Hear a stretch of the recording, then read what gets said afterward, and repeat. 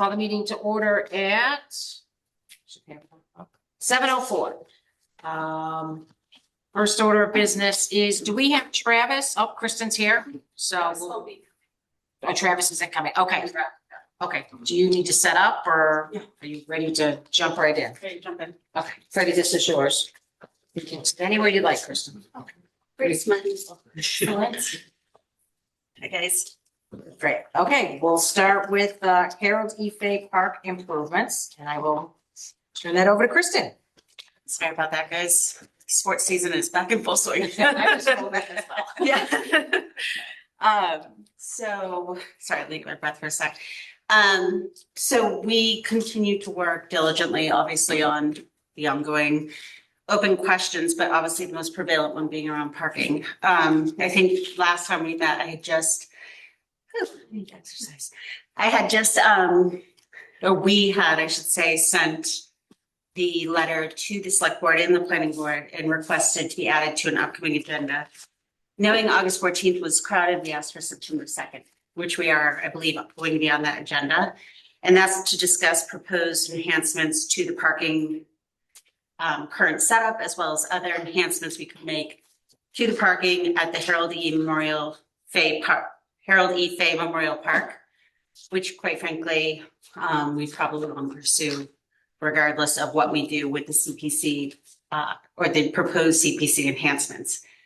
Now, all of that considered, things are going great. We want to continue going full speed ahead. We have a preparatory meeting, Travis, the director, and I this week, and with the town planner and Kathy, and then we're on the September 2nd agenda. So all positive, all very, very good. However, in talking with Travis and ahead of a recreation commission meeting tomorrow, we were just talking about the fact that there's a couple of things that are still in movement. One, obviously being these discussions about parking, and then two, being the decision on the grant. For those that may not be aware, we're waiting to hear. We're very optimistic, although it is a federal grant, about a significant percentage of the project that we could get funded, which inevitably would make the decision, I think, for the town at least a little bit easier, but it would certainly, I think, change the course of the discussion. So all of that said and done, things are very positive. We want to move forward, but we also want to be very respectful to the neighbors and all those who have given us input.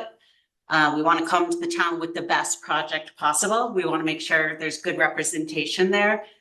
So it is a town-wide discussion and people can feel good about the decision being debated and made.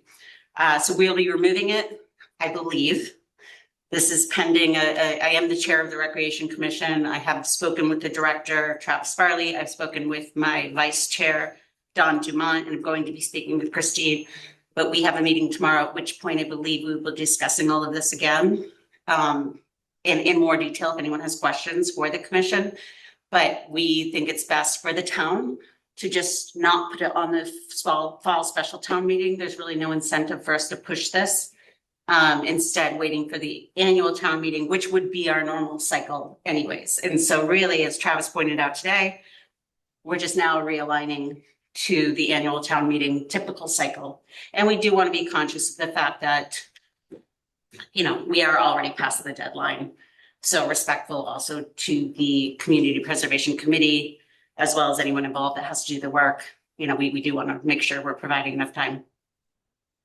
Okay, well, thank you, Kristen. I think it's probably a good idea with the parking issue still outstanding and town meeting probably going to have lucky to make a quorum numbers. Exactly. It could take one person to railroad everything, and it's good to put it all the way through. And I think we'll just, as we did through the fall, we'll just continue the application. You don't have to. I don't think the committee may feel differently that you need to resubmit everything. We have all the documentation. Yeah. Parking is really the main outstanding issue that we have.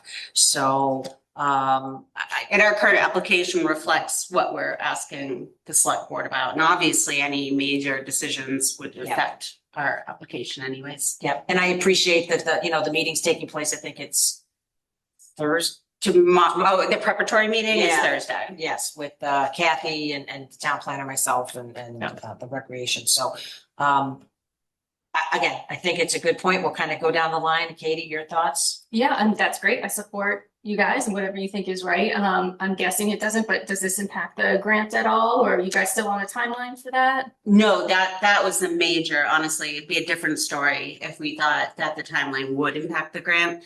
That is honestly one of the main reasons we feel okay with doing this. Great. Travis will speak more about it at our Recreation Commission meeting tomorrow because Dawn had the same clarifying question that we, A, are within the time frame of the grant, but B, we had time to get the commitment needed from the town prior to getting the grant money, because that was a little bit of a question. So again, we'll be getting that all on record tomorrow. But we would not be doing this if we felt like we were risking the grant. Perfect. Good question. Great. Claire, any comments, questions? Yes, Lisa, you wrote an excellent letter with a summary of the outstanding questions from the last meeting. Thank you. And I mean, really, that took a lot of time to put that together. And it was a great summary. I did see a response that came back. Was that kind of like an interim response from Rec? From Travis. I don't have it up in front of me right there.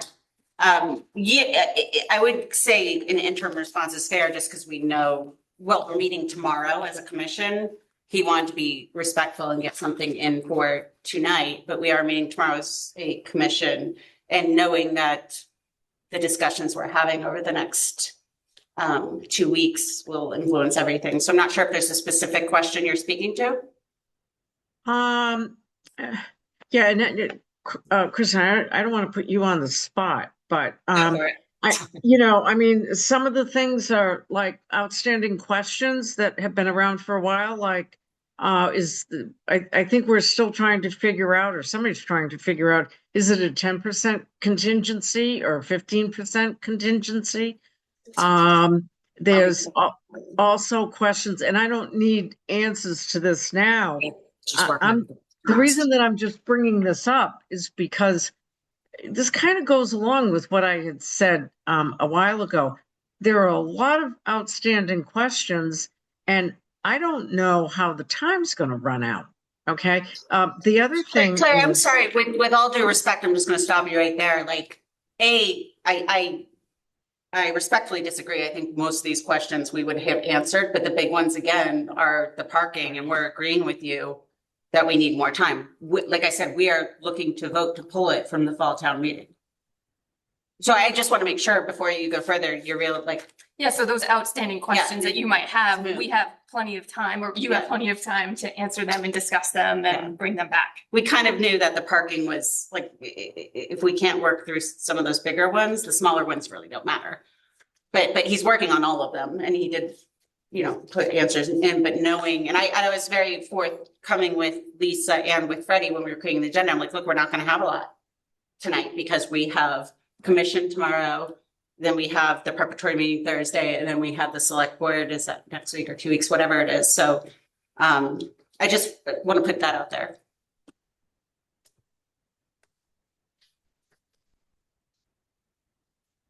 So Claire, if I can just add, so Travis, I will reiterate the questions, Lisa, that you put out there, and what I think is outstanding. okay. So these will continue to be outstanding, Claire. Some of these Travis answered already. So I think they were great, but So my question is I understood that the deadline was like right around the end of August. Has that been extended? no, that's why we're meeting tonight, is to go through the outstanding Understood. issues. Yep. So, so for this project, yes, there's still a few outstanding issues, parking being the one, which is why Recreation is postponing this for now, because we can't get all these answered tonight. So I don't know if I'm answering your question, Claire. So That's okay. I'll answer it. Thank you. Okay, Well, I know I'm not comfortable leaving it there because it seems like we have something know. unsettled, and I feel like there's a disconnect. I'm actually not okay So, just moving on. Claire, can I just ask, so your concern is that 8:30, and I'm sure your concern isn't just for one project specific, that there's a lot of outstanding questions on all three projects. So, and again, I don't want to put words in your mouth. Your concern is, as I'm understanding it, please tell me if I'm wrong, that, you know, we put out a long list of questions, concerns, comments, and Travis did send this back. It addressed some of them for sure, but there's still some outstanding. So in relation to the timeline, yes, we did say that we wanted everything done by August 30th in order to be able to take positions on the articles and give Freddie time to draft the warrant articles, so we could stay in the timeline that the select board requires for sending the warrant to print.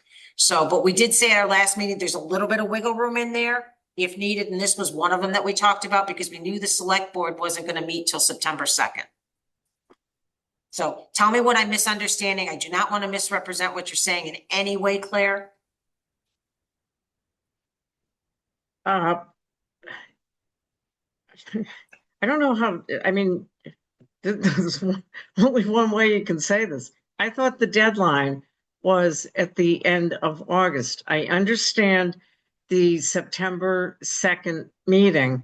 And then I guess the question to follow after that is there a deadline that CPC is going to vote on this, or is it going to go down to the line at town meeting? So we've pulled it. We're not putting the article forward. Rec is saying we got to vote formally tomorrow, but all indications point, and as chair, I can say I'm fairly confident we are not going to put this article forward anymore. We appreciate the leniency, but given the circumstances and the need that we're not going to lose the grant if we move forward, we really appreciate the fact that the town tried to work with us. If this was going to be the best decision for the town from a financial perspective to move this forward, we are appreciative that the CPC was giving that leniency. At this point in time, though, we don't feel the need to push those limits, nor anyone's time. And therefore, it will not be on the fall town meeting article, provided the commission's vote goes anywhere. So I just want to make sure that leaving this meeting tonight, there's no, I guess, open questions or concerns about the path that we're taking moving forward. Understood. So, and again, Claire, we did agree that we wanted the applications ready to vote on if we were going to move them forward to town meeting. You are correct. We did say the 30th, that's why we're meeting tonight. So this one, we don't have to worry about that for, because we're not taking a position on it tonight. But you're right. We did say that, and that was our hope as we move forward with these. Okay, with these thank you. That applications. was my understanding. Okay. Thank you. Yep. Grant. Yeah, thanks, Kristen, for the update. I'm sure it must be disappointing for you. And historical kind of went through the same thing where we just ran out of time, and it doesn't feel good to, fight against the clock. And so I get where you're coming from on this. So no, I don't have any questions or anything, and I think the path forward makes sense. Thanks. Thank you. Ellen? Yep, I'll agree with what Grant said, that there's a lot of work that's gone into this application so far that will, help carry it forward for annual town meeting. I think the only question I had more for us, and I should probably know the answer, is what is our deadline for annual town meeting applications? Just to kind of keep that in mind, because I feel like our focus has been so much on the special town meetings, I've forgotten our full timeline for annual. September 15th. September 15th, if I may, but this committee has also in the past treated already applied for projects that don't meet a deadline as a continuation, so they don't have to submit a whole new package because you have it. They just update. Isn't that what you've done with historical water tower? And so they're not, I would expect that they would be, I would expect any application, whether it's a continued one or a new one, will have everything in as required by September 15th. even though it's a continued, you want all the, and especially one that's been around for a long time and worked on that they'd be ready to have everything done by the 15th of September is in your, is it in the handbook or is it in the application itself too? Both. But I think too, Chris, Ellen, in answer to that is, you know, we have pretty much everything rec has at this point. There may be a few outstanding items, so what we have in our Dropbox now is what you will probably have on September 15th, unless something comes out of the select board meeting on the 2nd. Mhm.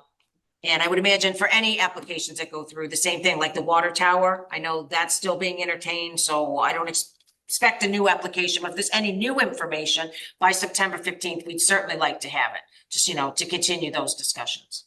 I That makes jump sense. in. Yep, go ahead. So the application handbook says September 15th. We do need to update our website though, because we still have applications due June 30th for the, I think those for the special town meeting. And so we don't have the new deadline up there. And we also have the special town meeting application as opposed to the current annual 2027 annual town meeting. So we need to update the website Put with it in it. the calendar. Katie's taking care of it. Thank you. Thank you. But yes, September Very 15th is the deadline in the handbook. Okay. So I guess, Ellen, in answer to that is, yes, there may be new applications that come in as we kind of start the technical review. We're already going to have outstanding issues on some of these projects. But there may be new, there may not be new. I don't know. I haven't heard of any applications yet, you know, being submitted for annual. So that was long-winded. I don't know if it answered your question. It did. Thank you. Okay. All right. Thank you. All right. So thank you, Kristen. Next up is golf course irrigation. And one of the things I'll say on the application is a lot of the information came in today. And I myself tried to get through everything that I could. Most of it came in between 10 and 11 today. I tried to put it in the Dropbox in between what I was doing outside of that. So I think we really need to stick to, and I understand everybody's busy, but this committee has a lot of important decisions we have to make on this. And it's really important that we get the applications and the questions answered kind of in a timely manner. I know I requested in the letters 3 days in advance to give us time. So as we move into the next two, I will just say I did a cursory review, not the deep dive that I may have done had I had more time. So is Tony or Bill Cundiff here? Yes. If we could bring them over. And I thank them for what they did send, and I'm not trying to take away from that. There was a lot of information, so I thank you for that.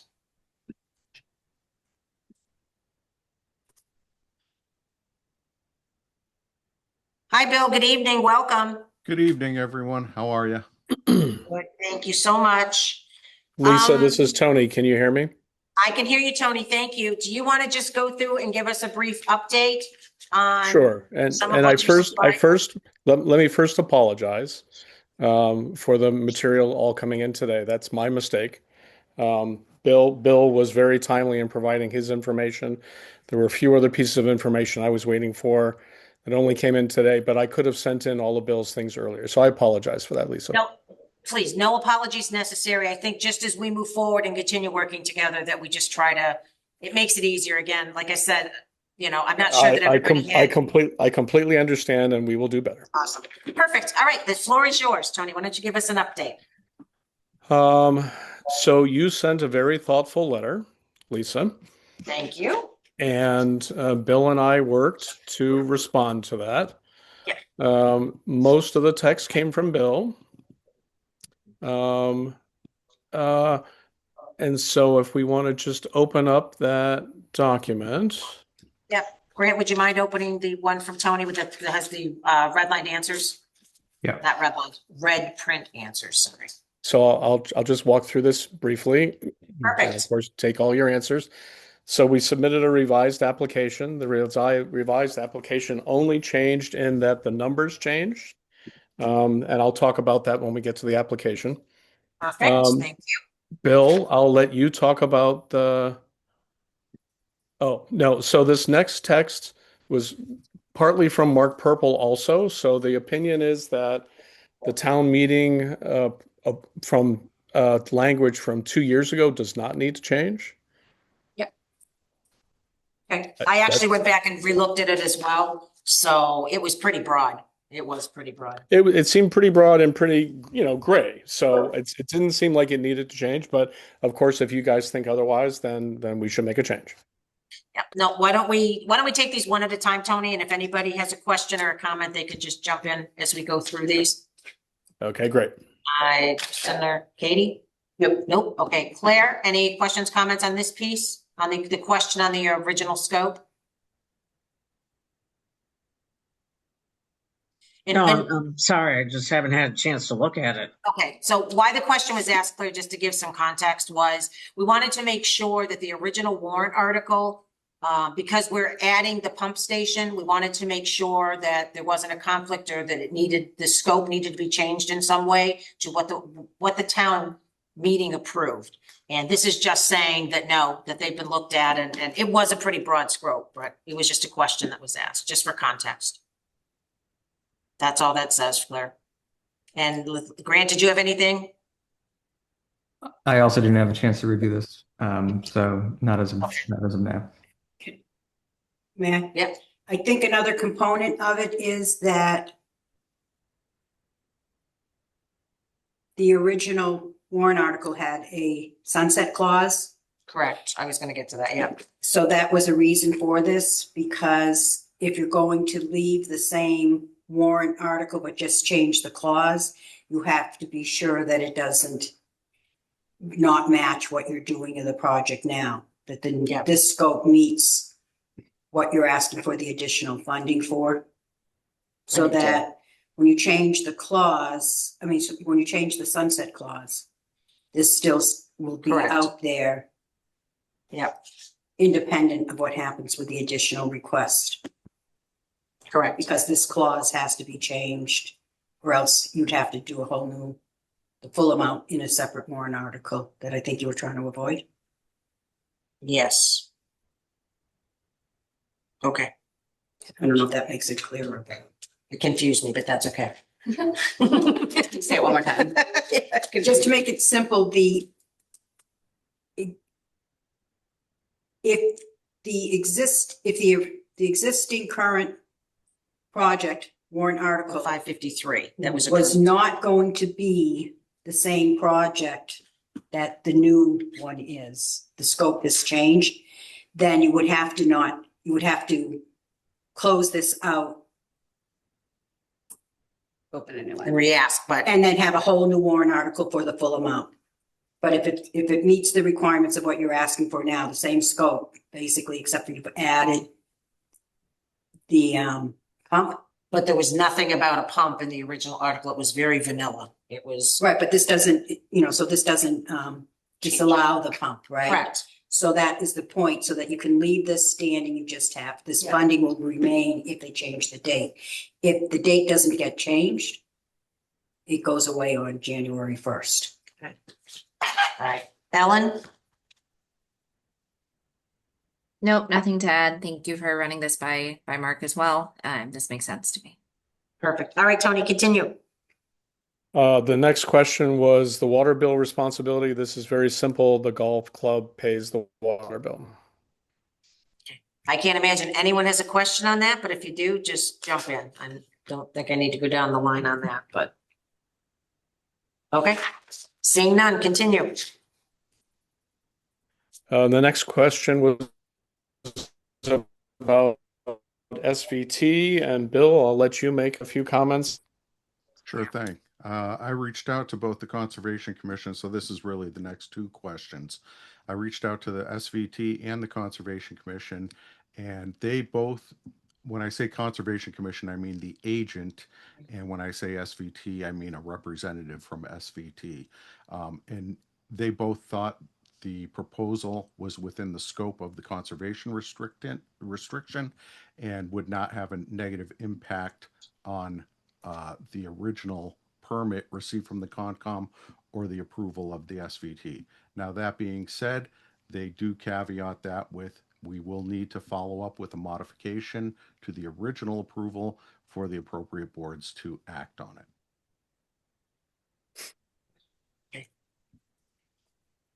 So just so I'm understanding, Bill, so SVT and Concom, we're good with the original project. So we're talking about specifically the stream boring and the lessened erosion controls. And so they're gonna have to officially meet and discuss that before they can sign off on that. That is correct. Okay. So, okay, I'll just, So I think, Go ahead. I We'll go think down I the line. have a question, and this might be a very Go ahead. uneducated question. Again, I'm just seeing this for the first Yep. time, so. What's the risk that we could face, I guess, mostly financially, if we're looking at it from a CPA perspective, with, it's just what you just mentioned, boring under a stream Mhm. and erosion control sounds big, or it sounds like risky. And again, I'm saying this with no education, so please educate me.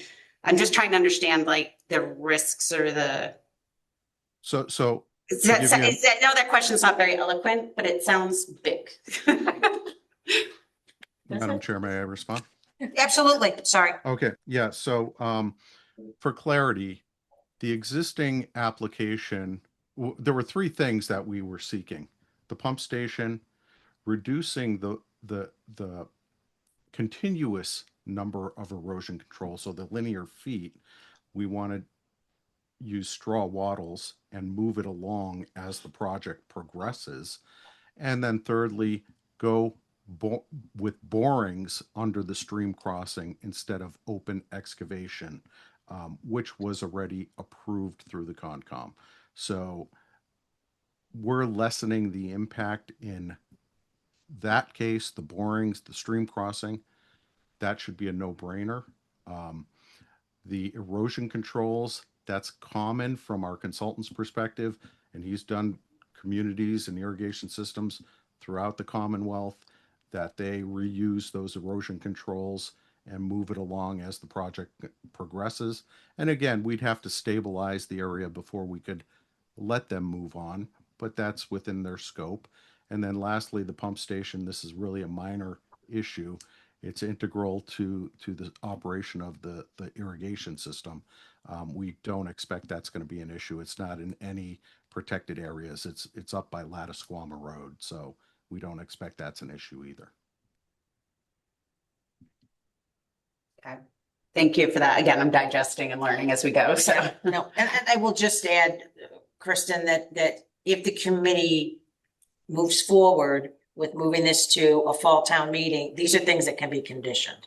If they go to Concom and Concom says, nope, you got to do more work or something else, the approval is, we can make it conditional. And I, not speaking out my ear, Freddie, we can condition the project upon approval from SVT, sign off from SVT and Concom. Yes, Yes, okay, that was, so, thank you. That's Yes. helpful. okay. Did you have anything else on that piece? No. Okay. Katie? Nope. Okay, Claire? Sorry, good, I'm good. Okay, thank you. Grant? Yeah, actually, first thing, I know you said, Lisa, that nobody would ever have a question on the prior thing about the water bill, but I do. So just quickly. Okay, sorry. No, I ahead. said I didn't at the time. It says it's currently paid by Southborough Golf Club, which is the golf course operator. Isn't New England Golf the operator and Golf Club is the name of the town entity, or am I getting that? No, you're wrong? correct. So those are the wrong words, Grant. So you're correct. It's the golf management company that pays the bill. Okay, so it's New England Golf that's paying it. Yeah, just We for can get that clarity, next. we did check the mailing on the bill that we send out, and that's where I got that information. Okay, thanks. No, it was just because I think Golf Club is the town. That's why I was, Yep. as opposed to the operator. Okay. The Good only catch. question I have on this is you said that the pump station is going to be near Lattisquama Road. I'm curious, based on other pump stations that exist, what's the is there any noise generated with pump stations, or like would it be I guess, yeah, There really impact in is terms not. of neighbors and that kind of thing? Yeah, there really is not a noise level. I did include a catalog cut with what we submitted to the Concom and the SVT, so they have an indication as to what that entails. It's really a very small pump. It's not like you might think a municipal pumping station. This is a very small box that sits on a pad. If it's making noise, there's a problem and it shouldn't be operating. Okay, thank you. That's it for me. All right, thank you. Ellen? Thank you. I think just following up on Kristen's question and kind of understanding any risk here. It sounds like from your answer to that, Bill, that kind of these changes really kind of in the construction method are pretty minor. And again, please correct me if I'm wrong, because this is also new to me. So if, for example, conservation came back and said, you can't do the erosion controls this way, that is something that you could then adapt to. And, you know, could this then be covered by the contingency to purchase all of the straw wattles that you need to use all at the same time? Or if again, you needed to not do the stream borings, which it sounds like would be unlikely if that, you know, causes less disturbance, you could go back to the other method, but the project could still proceed. Is that Yeah. correct? I expect the project will still proceed in some iteration thereof. I don't expect that the commission's going to require us to maintain the full erosion controls, which is significant for the duration of the project construction. The idea is no different than when a project is completed. We expect to stabilize the area and then just hopscotch with those erosion controls, those same erosion controls. And that's strictly a cost saving feature. We're not, trying to imply there's any other reason. It's strictly about controlling costs for the project. I don't expect they're going to have an issue with it, but out of all due respect to the commission, we need to go through the process and get their feedback on it. That makes sense. And so it sounds like if you do go through that process and they have an issue, that is something that you can then figure out and deal with and move forward. So we will. We have a few ideas. Maybe bidding it as an ad alternate, or things that we might make sense that we can make a decision at a later date if we need to. great. That was it for me. Thank you. Thank you. So I'm going to kind of continue down that path, Bill.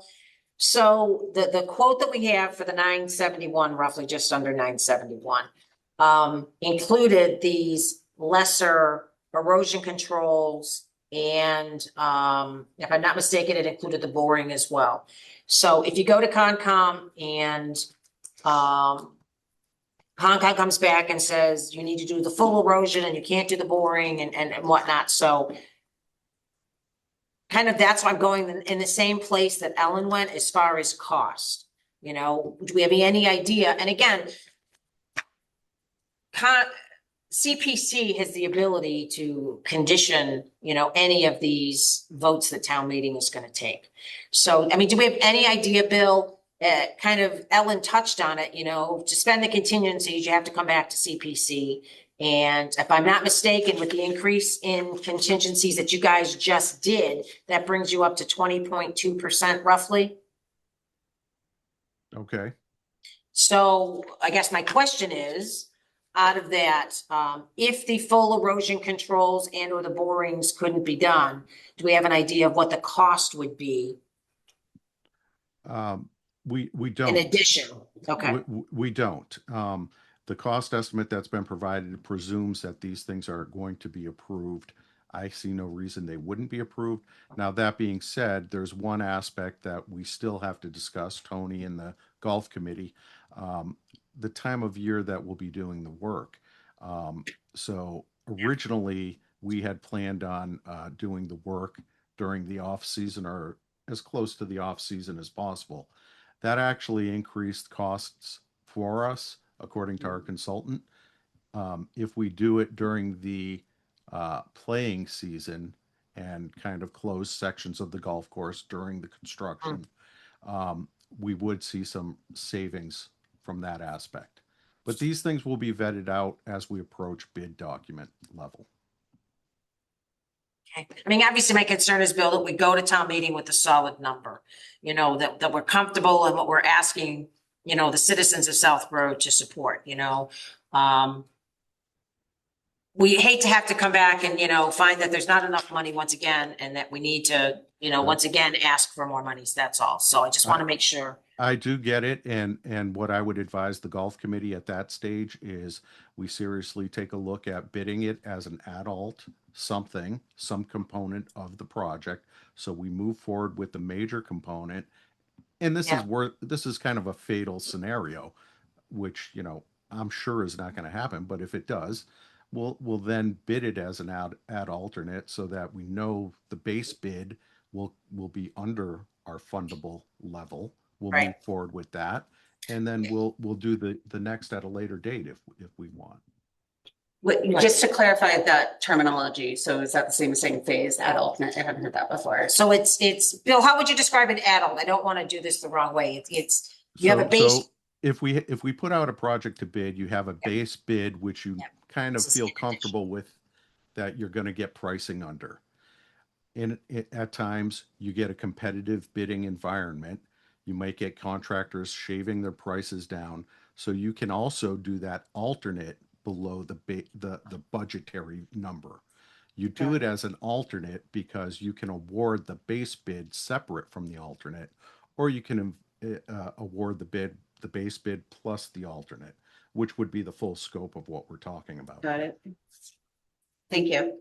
And my last question is, do we have any idea that the boring and or, I don't know how if the boring would even impact this, but as far as Audubon International standards, is this something that would fall within, I don't know.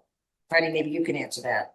I know that when this was originally proposed for the original relocation of the holes, that how it's played out is that the Audubon International team, that the consultant is, the RFP for the consultant is to help build that and get it going. So there's lots of people looking at it, that they then communicate with the officials at Audubon International to make sure. So it gets a look-see, if that makes sense, to make sure it's in compliance.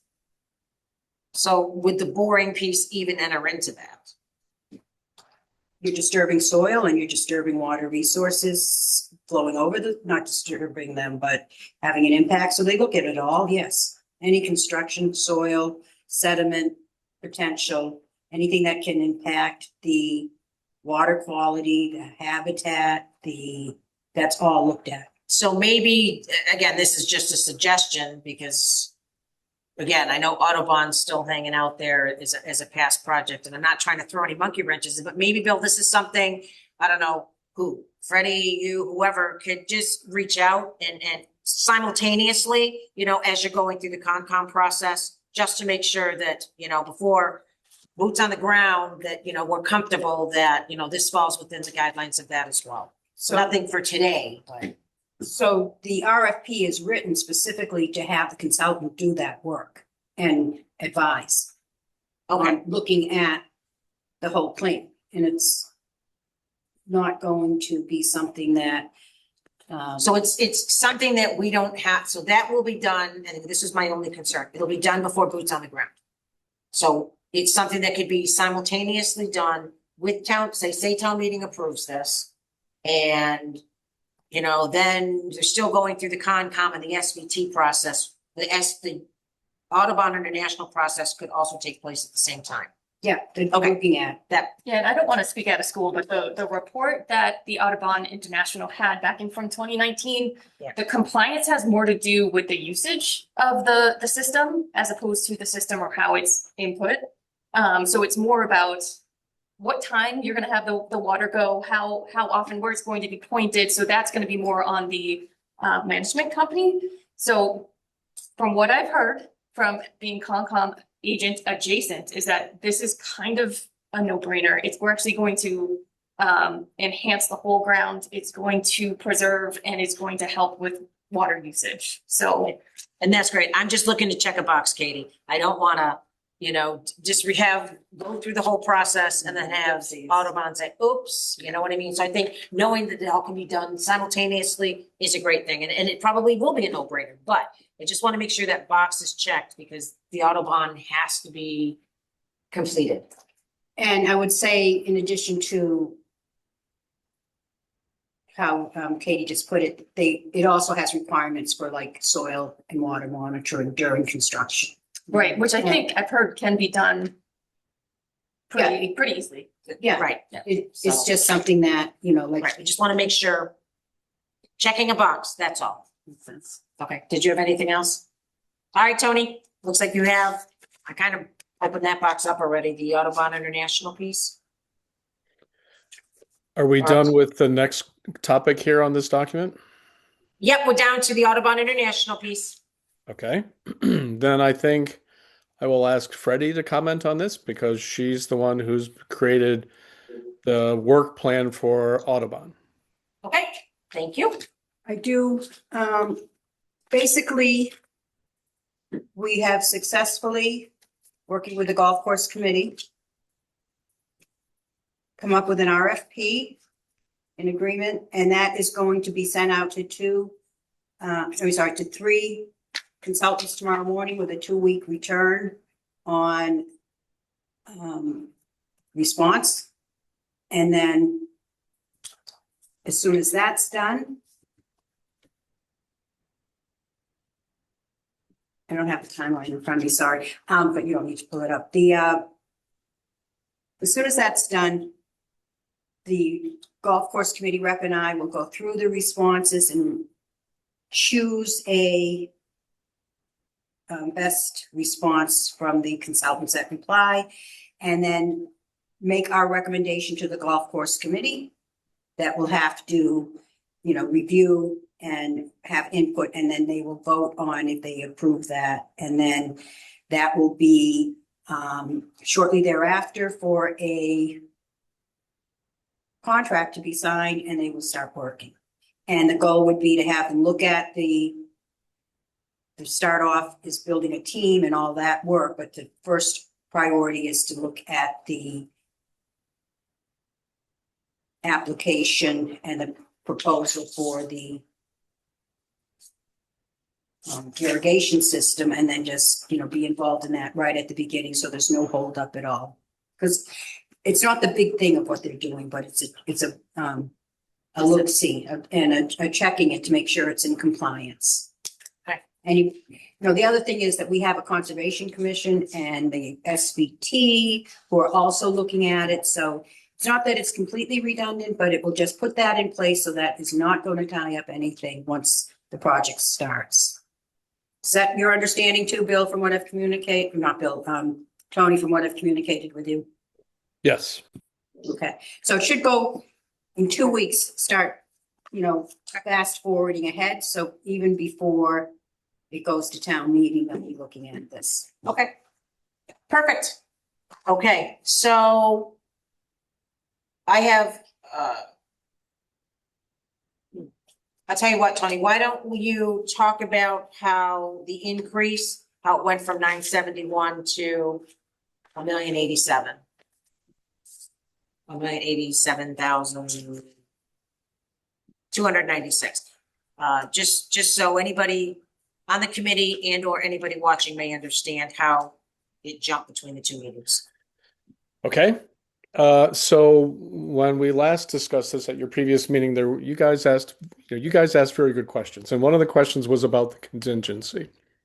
And Bill and I discussed more about what contingency was built into the previous application and chatted with Mark Purple about it as well. And we all agreed that the contingency was too small. And so what has changed is that the contingency has grown significantly from, it was less than 5% now, and now it's 15%. And so we put in just a larger contingency. No other numbers have changed in the application. And I guess the only other comment I will make is that it's a contingency, so it's not guaranteed that it will be used. It's there in case, something unexpected comes up. So we put in a larger contingency. That's the bottom line. So can I just ask you on the contingency, I came up with 20%. I came up with, on the original 553,000 for the first application that was approved a couple of years ago, there was $78,750 contingency in that. Then there was, within the $971,000 quote, there was another 25%, I'm sorry, $25,000 contingency. And then with the addition of the 116 that we've added on to the previous application of the 317, bringing it up to, what is it, 440, 433? So I come up with a contingency of 219,750, which is 20.2%. So just for clarity,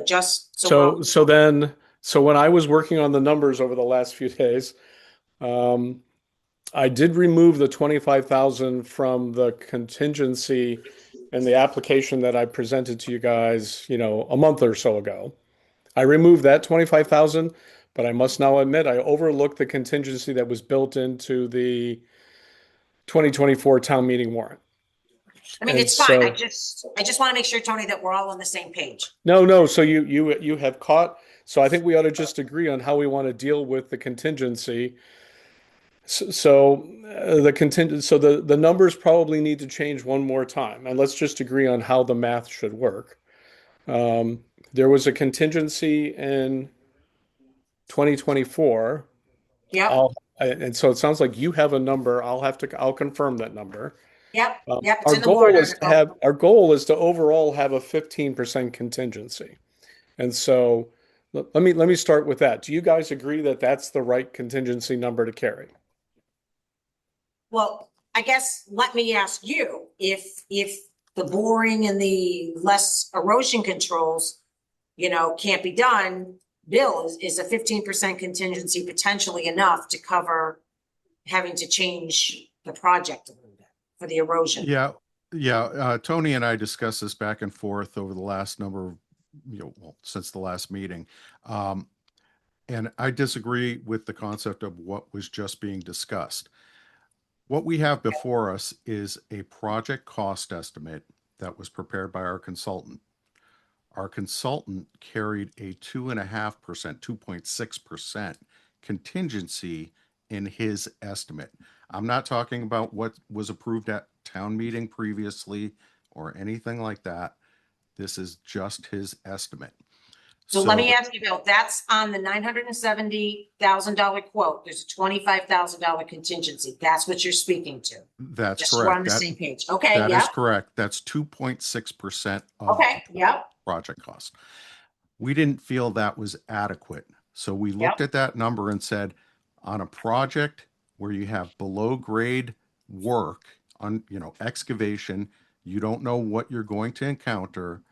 The industry standard is carrying about 15%. For building construction stuff that's pretty fixed above ground, where you don't expect any unknowns to occur, usually you carry 10%. But for a below ground project like this, 15% is a good number to carry. Okay. So we basically just backed out that 25,000, the 2.6%, increased to 15%. So the 78,750 from the original 553 that was approved is not built into your 15% number we're just talking about. Correct. Okay. So that would be part of the base cost at this point.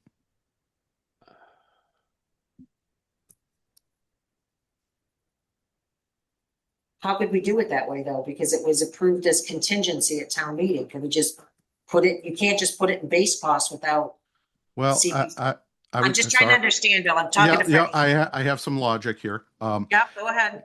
The unknowns that have occurred, obviously all of this at this point is really contingency. The cost of the pump station, which is 200,000, the cost of these borings, maneuvering with the redesign and the re-permitting. So those costs, which we don't have broken out separately, would contribute towards that contingency. So everything we're talking about now, in my opinion, qualifies under the original article. Even though we're calling it contingency in our estimate, this is all contingency that we're working on now because we didn't expect to be here. Lisa, if I can jump in, I Submit, so the math on, I just did the math on my end, and I think regardless of whether or not we agree that 15% is the right number, the methodology makes sense to me at least. So essentially looking at the bid document or the budget document, it was 970, but 25,000 was the contingency. So the actual project cost was 945, 500-ish. And then if you just multiply that by 1.15, that's how you get 108. Grant, Then Say that again. Yeah, but That- wait, and before you do though, Grant, can you account for why the 100,000 from the golf revolving fund doesn't have the contingency applied, if I'm doing the math right? so Say what you said again. That's true. So I was I'll looking just at- make one comment. So I think it's in section 7 on the application. I tried to make all the numbers pretty clear. So, That's. and I hope I did the math correctly. I'll share my screen if it's useful. So essentially, It's 15% of that, Right. and that equals that, but why aren't we including so this that? is the, again, this is regardless of whether or not you consider, Project costs. regardless of whether or not you consider 15% the right percentage, it looks to me anyway that 970 is the total, and that Correct. includes only 25,000. Correct. And then according to the, so if you subtract I that, got out, you get I see it. 945, 500, Yeah. which is what matches in the application. And then if you multiply 945, 500 times 1.15 for 15%, you get the grand total of 1087, which I'm assuming is 141,000 in So- contingency. I understand that, Grant, other than, again, I'm getting stuck on the warrant article had a $78,000 contingency in it. I understand what you're saying, Bill, but contingencies can only be used at the discretion of, with the approval of CPC. So how do we approve? Yeah, process-wise, Freddie, I'm trying to understand how we can make this work.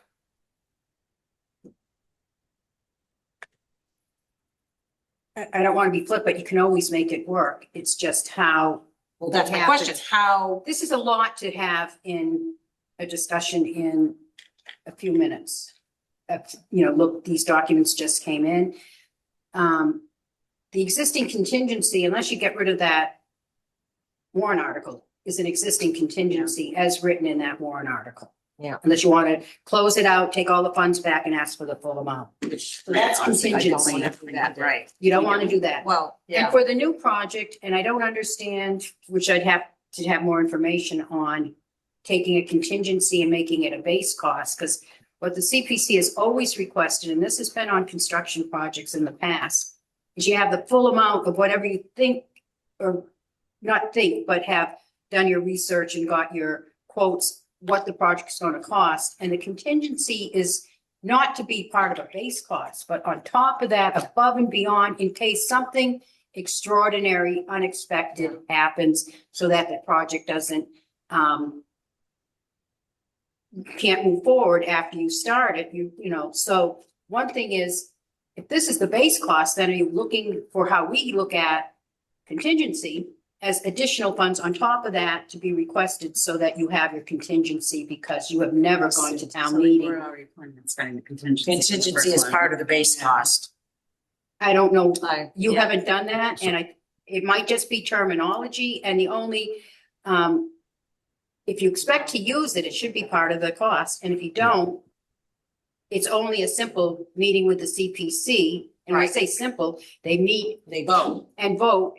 You Exactly. tell them why, and unless it's, something unacceptable, and they meet in a timely manner, they don't make you wait for their next meeting in a month. They will schedule it as soon as possible if it's needed. In the past history. So let me ask you that, in looking at this project as a whole, what is your suggestion, recommendation as the consultant what do we need to do cleanly to bring this forward? What is your suggestion to bring it to a fall town meeting? Well, you have your funding contingent upon Yeah, the approvals from Conservation and SVT and review by the Audubon International. yeah, And then for the contingency, I'm not in a place to understand base cost versus contingency. So whatever the base cost is, whatever is contingent upon above that, take out the contingency from the first warrant article. And add that to the second. what more is needed as a contingency to the new. I'm not saying this well because I hadn't thought it out. I put You you on the have spot, but- contingency already. I'm just gonna make up a number. Pretend the first contingency was $50,000 and the second contingency, the total contingency needed, I'm just making this up, is 100,000. You're gonna add another 50,000 on to the warrant article. I know the number's much bigger, but so that you come up with a total amount of contingency for the whole project that is required. And if that means reducing the base cost because you're including contingency, we've never dealt with that before.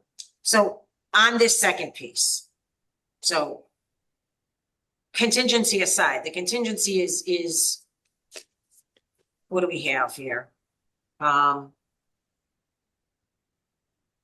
116, Bill? Does that sound right? The contingency on this, roughly 116? Or is Yeah, it I mean, 126? Tony did the final calculation. Let me see. Hold on a second. All right, I'm just trying to I'm trying to, again, thinking of the contingency piece. I know it was,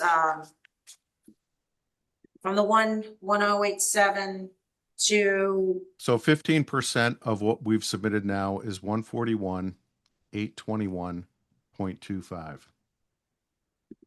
okay, And that does not include the 100,000 from the Gulf revolving fund because we don't require a contingency on that piece of it. right, so the 141 is what's needed for a contingency. So I think it's okay in looking at it now. So I've got one question. Go I ahead. am so sorry. Because again, same thing processing, but I understand the difference between CPC funding and Gulf revolving fund funding, obviously two separate. But if I look at it if the entire project cost is actually 945,475 plus the 100,000, that's the project cost. Should the contingency be on all of it? Because what if whatever The 100,000 is already is included in the 971 or the 945. Yes, so But- it's, go ahead. Okay, I got it. Yeah, so they're only Okay. asking CPC for 845, whatever that number is. So, right, And then the contingency would be on top of that. we're not calculating the contingency on the 100,000. That's the only part that's kind of throwing me off a little bit, even though that's part of the project cost. I know that's not the part that CPC is funding, but what if something happens? And we need more funding, then how are we balancing that between what CPC allocated for contingency and what the golf course funded, if that makes any sense? So add the 100,000 into the dollar amount, you're creating the 15%. That's kind of what I'm saying, Yeah, because that's actually, the that total. makes sense. So then your And- contingency is It's on the 41. project cost. I get that the funding's separate, but isn't it making it kind of complicated if we only put a contingency on the CPC funded? So is that 15,000 more if I just do my math in my head quick? Yeah. So add 15,000 to the, Again, this is my first just initial feedback, but that's the contingencies on the cost of a project, not what piece of it we're funding, right? So I'm confused. The application that they submitted includes the contingency on the project cost. So it's 15% of the project cost, the base project cost being 945, whatever, Yeah, multiplied by 15%, that's the Wait a contingency. second. Hold So- on. correct. So I get yeah. that there's, figuring out what to do with the, because really, if you look at the warrant article from 2024, I get that it was only 475 that was approved, and then 78 of that was the contingency. So I get that. But if we're starting afresh, then, it's based on the project cost as it is today. That's how I Yeah. see the contingency, and then figuring it out about how much more is that than what was approved, is Right. us So writing the- the warrant article, I think, but I don't So think the the- math that they did is wrong. No, It might have been my math. I like didn't said, mean it to was- blow this all up. My question just was on the first warrant article, there's $78,000 built in contingency. That was my only question. If CPC takes a vote, to use the contingency towards the Pump. what? You're The looking at pump? that, Chris, I mean, what? I'm just listening to. No, so, okay, Freddie, let me explain it better then. So there's a $78,000 contingency in the first project. That can't just be used as a base cost at this point. Yeah. CPC has to vote. That's what I'm saying. You can't vote on, yeah, sorry, thought you meant vote now on it. No, That stays contingency. correct. You have to Get rid of that warrant article, and nobody wants to So do it'll that. stay contingency, so they go to do the project and then we take a vote. If they need more funding. Well, we know they'll need more funding because the 78,000 they're using it in their baseline. They're using the 550, they'll correct me if I'm wrong, and I'm not trying to confuse anybody. The 553, you've used that as a baseline cost towards the 945, the full 553. So it's That's not right. being used as it is, but it isn't being used as contingency. It is. Sorry, Tony. I would argue that everything we're talking about here that's above and beyond the base cost that was determined previously is contingency. Because I don't disagree with that. this is My- unexpected. Agreed, but you can't use the contingency until CPC votes I the agree. contingency can be used. That's my only point, and I I didn't agree. mean to go down this rabbit hole. That's the only point I was trying to make is either it's built into your contingency, which it's not, in the 141, which is fine, but at some point, to make it part of the project, CPC is gonna have to vote for that contingency. But isn't that, is Okay. it simple? Can we That just means- vote and move forward? So I think it's Yeah. just a simple, if I'm following along, you have a total project amount, of which some amount has already been funded. Right? Yeah. I'm not going to start spouting out the numbers and say it wrong. So you have a total amount. This is not a contingency because you don't have enough money to fund it. So this is a new project ask, right? It's a continuation. Correct. So you now have a total dollar amount and you're asking for a certain amount contingency on the new amount. On the new amount. Correct. All right, so when Fine you with write that. this warrant article, you're asking for more funding, of which a certain amount of that will be contingency. Correct.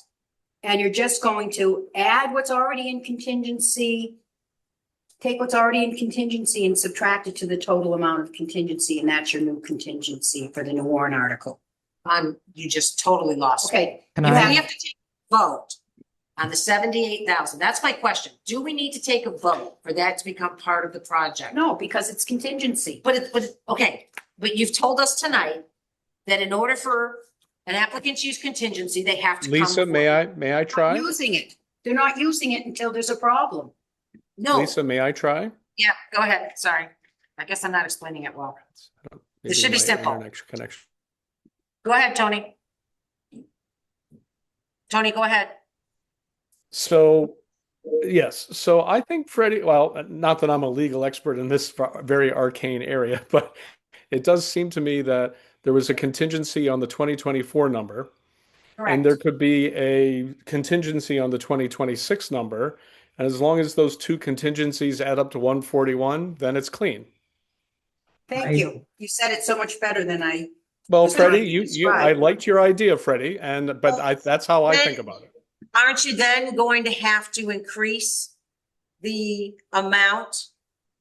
I think the Um, numbers just change a little bit. I mean, I think this is how you're trying to capture where is the contingency. Sorry, Grant. Where is the contingency? Some of it is in 2024 and some of it's in 2026, if that's what you want to do. So if you take the 78,000 out of the contingency from 2024 and add it to the 141, you're gonna have to then. Yeah, add as the Grant shows 78,000. here, there's another 63 grand somewhere you have to come up with. I think Grant has a very helpful spreadsheet here. I'll stop talking. Sorry, I didn't mean to cut you off, Tony. I just thought maybe seeing the numbers might help. This is how I view it anyway. This is what was in ATM, and that's what the contingency was. This is what the new cost is, and then Saying I don't know how to- the difference. I don't between either. I them. don't know how to say it. I know either. what you're saying wrong. So are we talking here, are we talking process? Are we talking numbers? Are we talking both? Both. Okay, so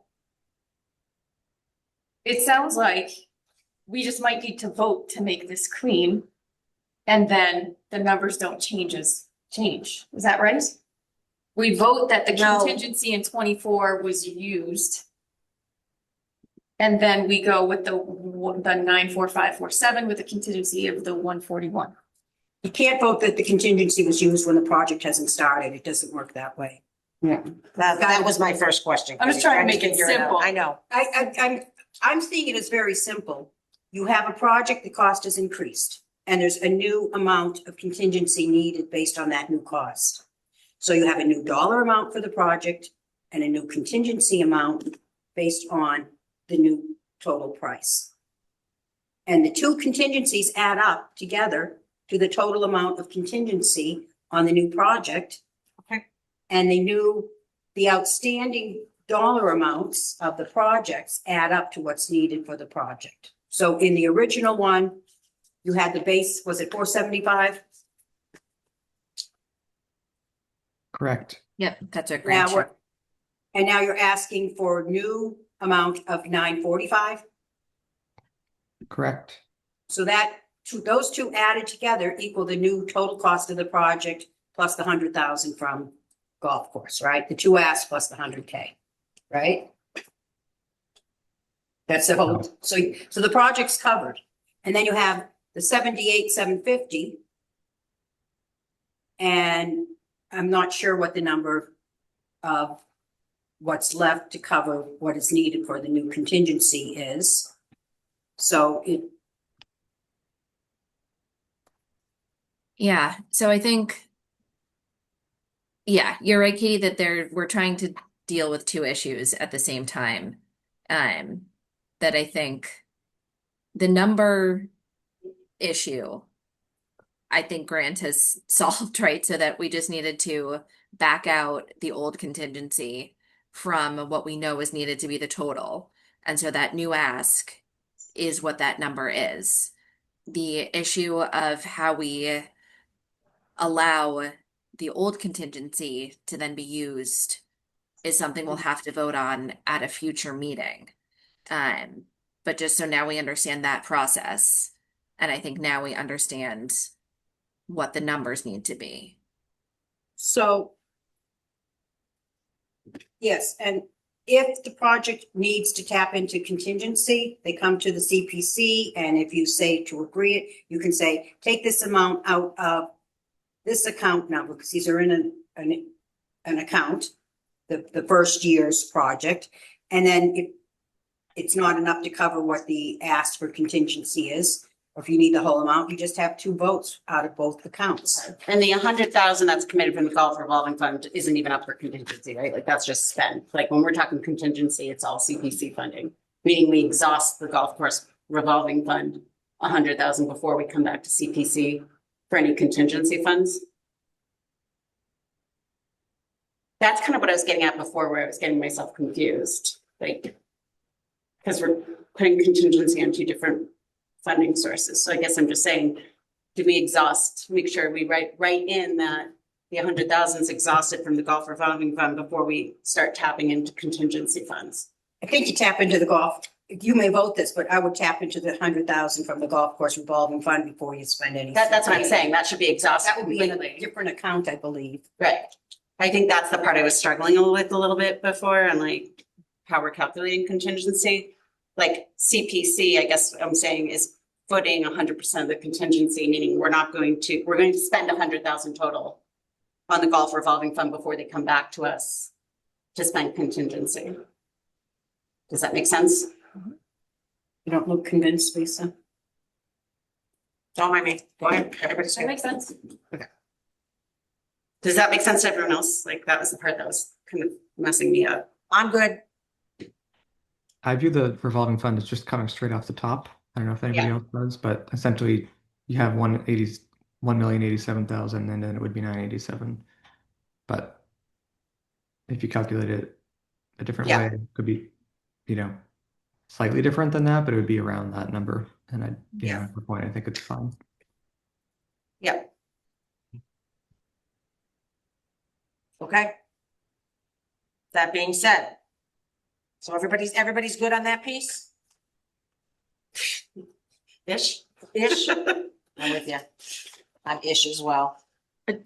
Lisa, I just have Go ahead, one, Claire. I just have one question. Sure. In this whole article, kind of, the whole thing with the irrigation came before I was actually on CPC, so I'm not sure of some of the background. And I know that everybody has their specialty.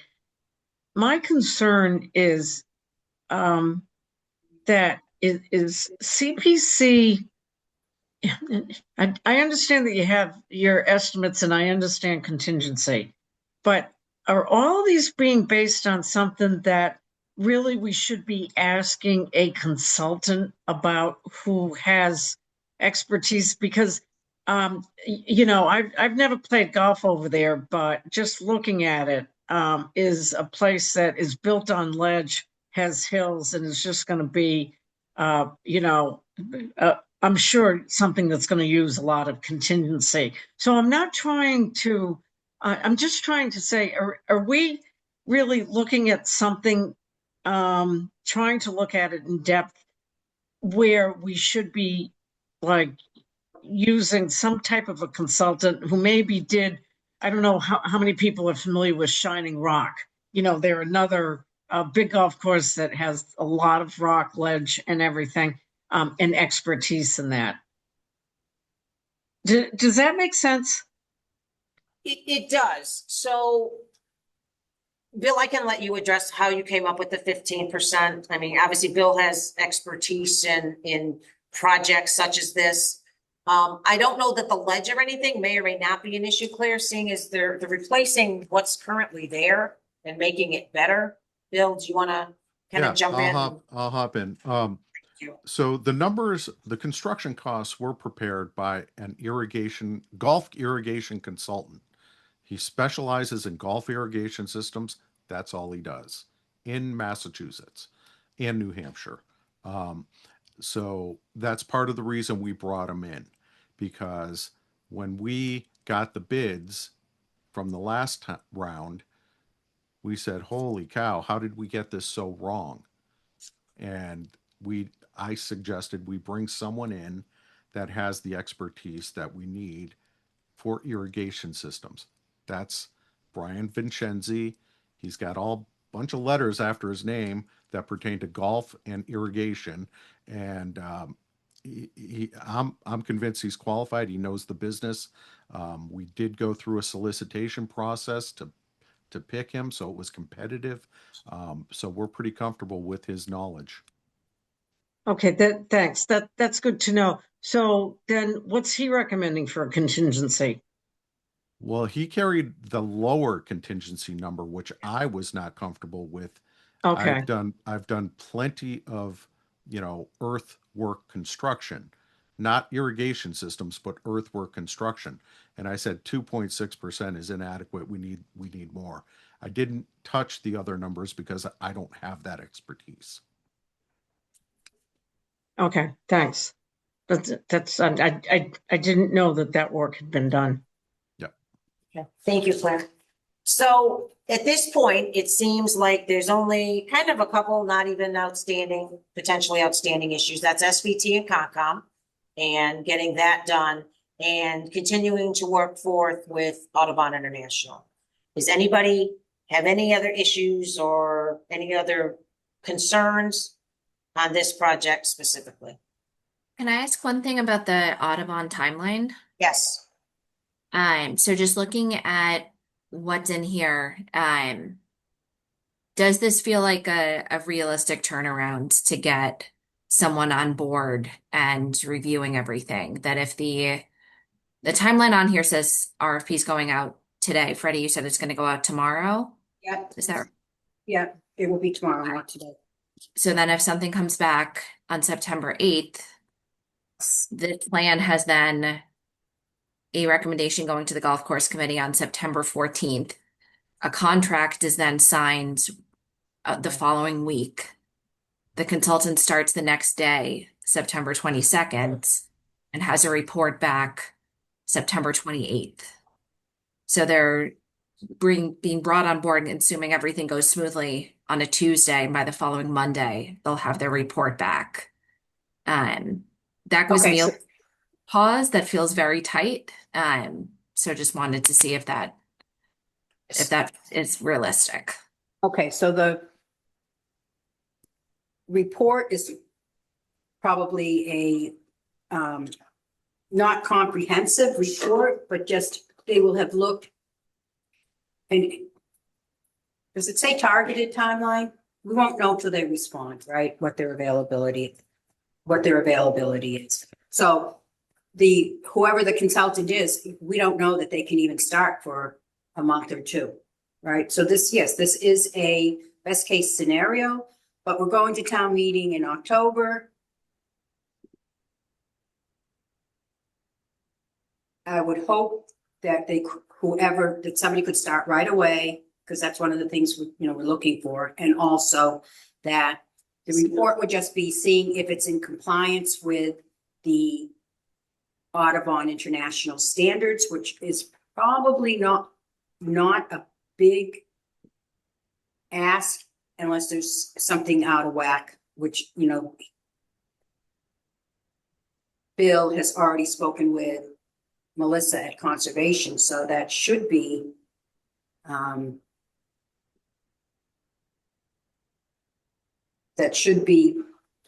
easy. And if it goes longer, you've got the contingency built in, right? Alan, did that answer your question? They're not going out, like, after it passes town meeting, it's not going to start. It's still got to go to conservation. So within that whole timeline, that would be what we would be looking at, a consultant being able to meet those requirements. The first week is just to start up and look at it and give a, thumbs up or thumbs down if it's within the Audubon International Standard, which I'm not aware that would take a long time. If we hire a consultant that knows their business, it's asking for people who are savvy in golf course standards and would know what this is, as well as environmental standards. So to meet the requirements of the RFP, we're talking about having very qualified people who will be responding that meet the criteria. Does that answer it? Are you trying to share something, Ellen? Is it not? Sorry. No. That's right. Let me see, just the timeline that is in the Dropbox. Okay, thank you. All right, are you good, Ellen? Yes. Okay, Grant? Yeah. One thing that I think we had talked about a while ago, and I think I don't remember who really had responsibility for kind of looking into it, but the revolving fund cap limit and whether or not they can contribute 100,000, and whether or not that needs select board or advisory or both to approve that in order to do that. In addition to that, I remain concerned about the cost of this. It's doubled since 2024. I would be interested. I know that, and I've mentioned this in prior meetings, but with a larger contribution from the revolving fund, especially if they have to increase the cap anyway.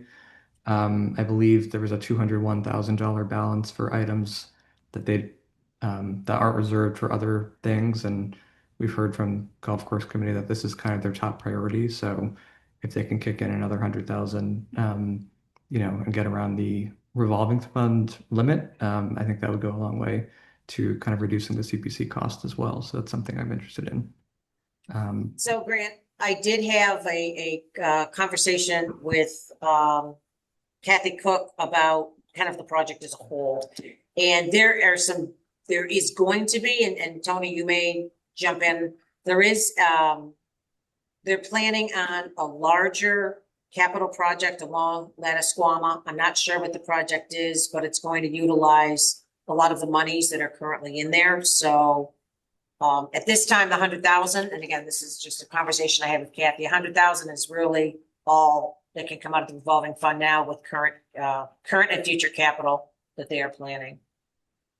Well, I would argue that this is future capital that they're planning, and we've heard that Okay. from golf course committee themselves that this is their highest priority.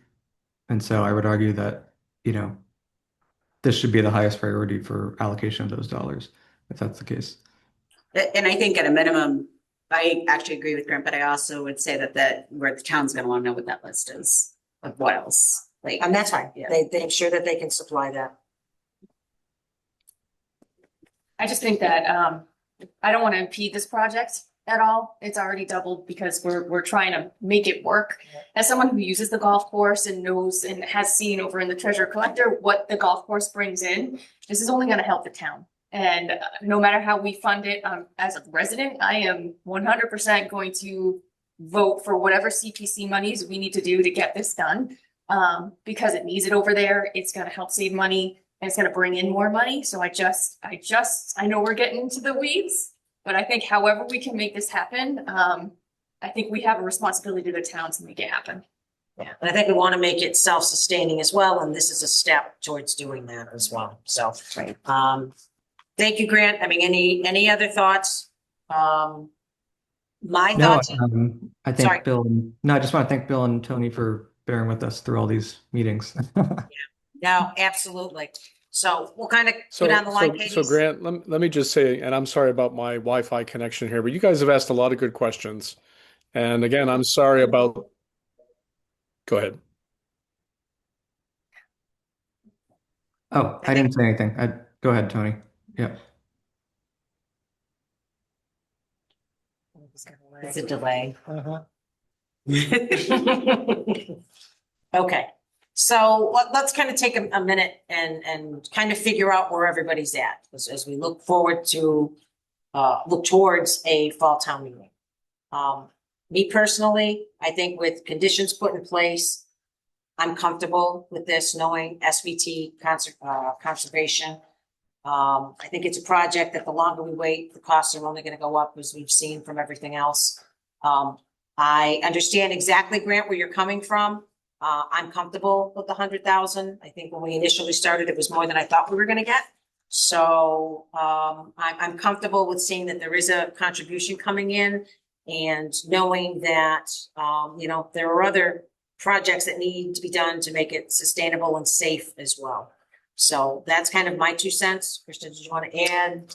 No, I'd be interested in, to your point, just what those contingencies are, just making sure that we have a really solid article going into town meeting that no one can come and poke holes in. So I agree with what I think Tony was gonna say, all good questions, just so they're ready, Absolutely. for what you get. I just want to reiterate, I do agree with Grant that I'm very interested, as a citizen, and I think other citizens will be, understanding like the 3-year outlook for the future revolving fund monies and why one more of that can't go towards this project. I think that's just, as a citizen, you're going to want to know like what's more important right now. And I just think that transparency is important. Maybe less so for CPC, but more so for citizens voting on this, to understand why more than 100,000 can't be coming from that revenue. But so that's I'm not prepared to vote tonight, because I'd want to see I'd want to, and I don't know how much that screws us up, but I'd love to just have that meeting. see those. I just want to see what you say, those caveats. Like, I just think before we vote on anything, I just would like to see one more tightened up. And that's, again, Kristen, that's totally fine, totally fine. That being said, if everyone else is in a different position, convince me. No, if you're looking for additional information, we're just going to have to plan, again, to meet our timeline. And I'm going away, and I will be, So I can help where I can, but just, like we said, there's certain things that we can just make sure that we have the conditions. I want to know what those for you conditions are gonna be. specifically, you'd be looking for a 3-year outlook, Well, I want to see the conditions you mentioned before. it was just the Concom and SCBT that they, Yeah, so what ask that wording those- would be. well, that's, So what you typically would do is take your vote on funding the project at a certain amount. with the contingency in it, or you can make a recommendation, which is what I'm going to recommend you, suggest you do. Make a recommendation for what you're looking for tonight. I write up a draft warrant article Yeah. so that it's in front of you, and then you say, yes, this, no, you got that wrong, or we don't like that. Yeah. Have something in paper, the golf course committee and Mr. Cundiff can look at it also to say, you know, if this is in what. It's up to the CPC to make your vote, but having their input and review wouldn't hurt either. So you would have a draft warrant article to review before taking your final vote. And then you, I would be much more comfortable with that, only because tonight was a great conversation, lots of information, but Too like, much information. like still All at kind of once, digesting yeah. what then that I get it. means, changes or doesn't change. Maybe it doesn't change a thing. All right, so The 3-year summary I would like to have, I don't think that's as necessary for the It's not. article, like it's, It's they're not. two separate things. That's for the golf course committee, just just wants what to else they're spending capital revolving projects. fund on. so you can That's separate than the article, like I get that, that's more just informational. So currently, we have the SVT and Concom approval,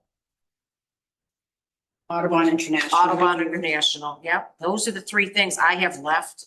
If anyone else has anything left they'd like to see as a condition, just, Claire, do you have anything else you'd like to see as a condition other than those three things? No, essentially, Bill provided the clarification that I needed to feel good about this. Okay, thank you, Ellen. Nope, that covers it. Thank you. Okay, Grant? No, the only other thing is, even though I take them at their word that they would make a contribution, we would want the revolving fund contribution to be a condition. Right, Um, that's good, yep. But and then just in terms of the other earlier conversation, I'm all set with questions. So if we did want to vote, not on final warrant, obviously, but to proceed or not to proceed, I would be fine with that. So I think where we're at is Kristen would like to see the 3-year outlook. Freddie will draft a warrant article. And then we'll meet again, and then we'll take a position and vote. It seems like we're all moving in the same direction anyway. I'm not hearing anybody saying no. So what else do you need from us? Nothing, I just will go over the numbers and I just want to be. There's a confident that we have agreement on the contingency is not part of the base cost. But Correct. how we write the warrant article. Correct. It's. Tony? Bill? I don't know if Tony can hear you. Say that again.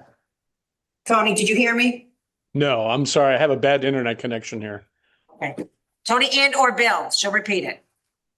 The only final thing I want to be sure that we're writing the draft with the contingency is not part of the base cost. Because that's how the CPC does it. I think we ought to see what you write up. I mean, I think this is more of a CPC committee question than the golf committee question. Okay, I just wanted to be sure that that was answered and then, I think it was anyway. okay, so that's it. Okay.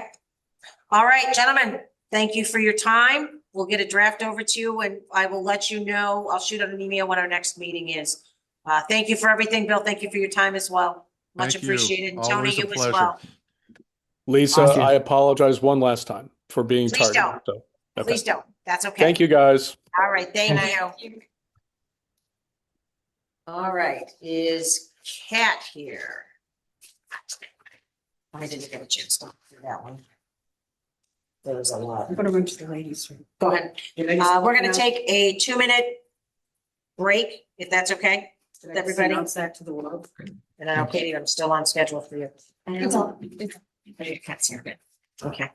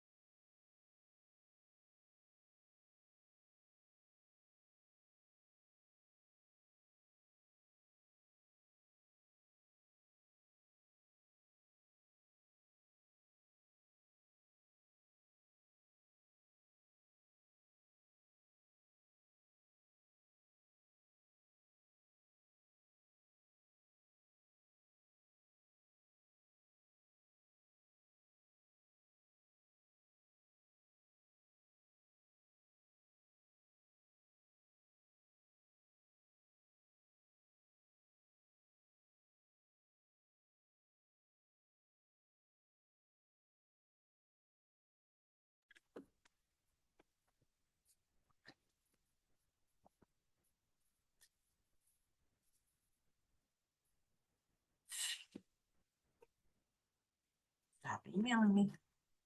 Oh, Grant. He's so good. He's good. What's he doing? No, he just sent me the spreadsheet he did. That he did. I couldn't follow that along. It was too many numbers too fast.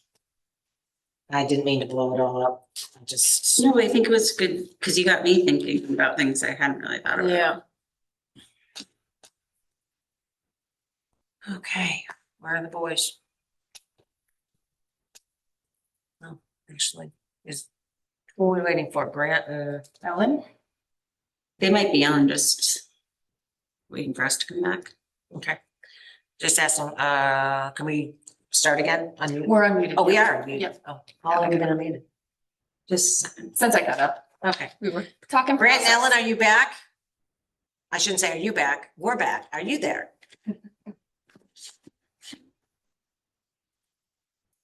I can't like Kat. I think only Grant can. As soon as they come back.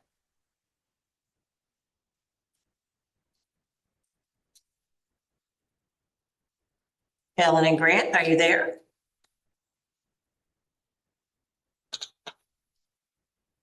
Yes. Okay, thank you. Ellen, are you there?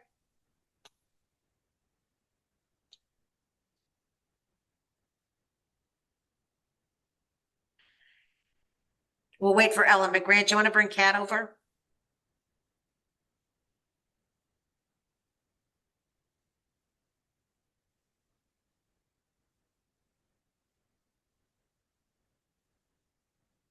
Is Ellen still on? She's just not there. Oh, there she is. Sorry. There you are. Hi. Awesome, thank you. All right. Is Kat, are you there?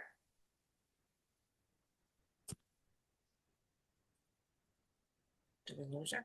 Oh, she hasn't been brought over. Oh, Grant, will you bring Kat over? Yep. Sorry. Shoot then. Good evening, how are you? Good, good. It looks like my video might not be working, but can you hear me? We can see you. We can see you. Oh, you can see. So- Okay, I can't see me. We got a lot of information from you, Kat, today. So I'll be honest, I've only been able to skim what you sent over. So do you want to take a few minutes and go through, you know, some of the information you shared? I'm sure I'm not the only one that hasn't had time to go through it. So, what would you like to go through? Do you want to do your red line to your application? Do you want to, what would you like to go through? Yep, I think we can start with the application. Okay. So essentially, starting with your letter, also, you had some items in here that you wanted us to address. Yep. So starting from the first bullet, any changes to the project scope, design, budget, elements of the proposal that should be reflected in a revised application. So essentially what we did was included a quote, updated a quote for the project services, the project management services that we were asked to add to the application. And as a result, changed some numbers. It just went down about 5,000 because our estimate was 40,000 and the quote came in, I think, at 34,000, 34,800. Yep. So that's how the numbers changed. So if you want, I can share screens and go through the red line. All right. Great.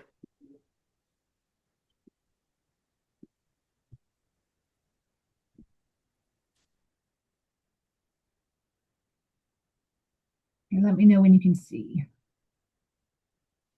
It's there. Okay, great. So I'm going to just take it from the top. You can see where I changed the funding request to 466 from 471. In the summary, there was concern that it wasn't clear enough that the ADA wasn't part of the second part of this initial scope or this project scope. So I made clear in the parentheses here that the overall background describes the entire project. And then the 2026 CPA project overview below describes the project for this funding application to help make that clearer. Also making a note when it says 2026 CPA project overview that this section describes the specific project components for this funding application, so it's crystal clear. Okay. Next page, these numbers just changed based on the numbers that I mentioned. So whenever the budget changes, all of these change. So this application request approved to, this basically goes through the same thing that we did. We're stating that the 211 was the original quote, the 44,600 was from the phase one, and that the new funding request is for the 210 plus the two above. I did note after I looked at this again that this section appears to have been duplicated another time just further below. So I'll need to just remove that duplication. It wasn't intended to be that.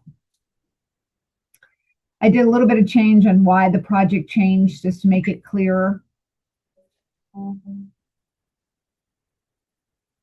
Same thing with the prior CPA investment. This just kind of tries to make it clearer what we have, by using additional funds that we had already had. We didn't have to tap into the original phase one and phase two.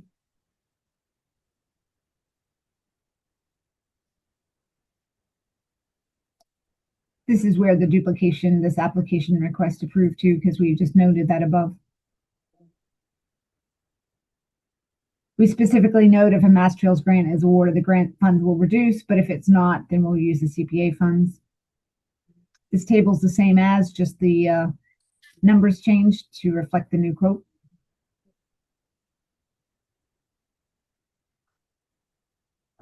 Nothing really in the project goals change except from final to next phase, because Lisa had commented on that sometimes we use next, sometimes we use final. We're trying to be clearer about that.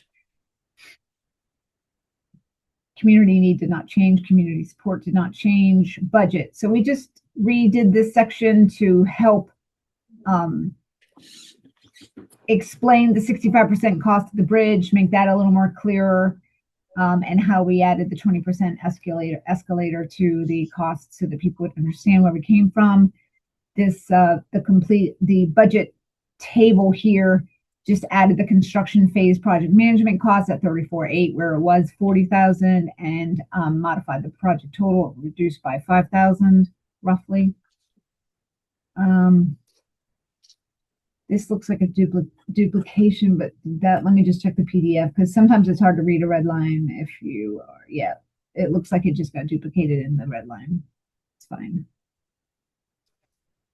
Let's see, funding, this stayed the same. I just modified the table here. These timelines really remained the same. It was just, we added one clarifying piece. You can look at that and tell me if you have any issues with it, but not much changed. Implementation changed. Here, this is where we added that we were going to retain a qualified engineering firm to provide construction phase project management and technical support services, and then a separate qualified engineering firm for the design construction support services, noting that Travis is the town's recreation director, would be helpful and responsible, as well as the Trails Committee. So we just put a little more attention here because you guys were concerned about who's responsible for what. Maintenance, we updated this section, again, trying to be a little more explicit about what how we would maintain moving forward, any issues that would come up. And then nothing really else changed down below. You had requested in your letter to include the MWRA letter, but that was already included in the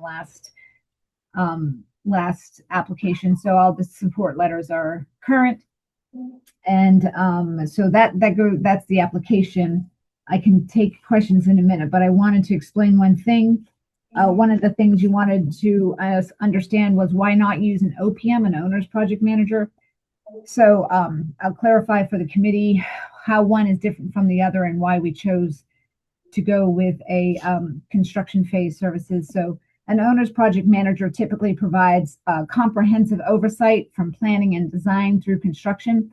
Under Massachusetts law, the statutory OPM requirement applies to public building projects of 1.5 million or more. For the Peninsula Trail project, much of the design and engineering is already complete.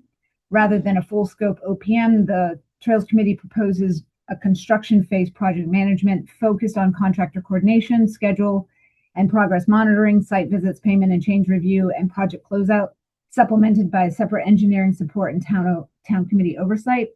When I spoke with one of the companies that we got a quote from, to help explain the difference between the OPM and the project services manager. And he provided a great analogy. If you're building a home and you want to be completely hands off and have your contractor do everything, make all the decisions, and just show you and develop, give you the house at the end, that's really what an OPM will be doing. Versus if you want to be involved in some of the design and decision makers making, they will bring to you some of those questions and you'll be involved in that process. So we were quite comfortable proposing the construction phase project management services, and we don't need an OPM for this project. So happy to entertain questions. Sorry, can you say that last statement one more time?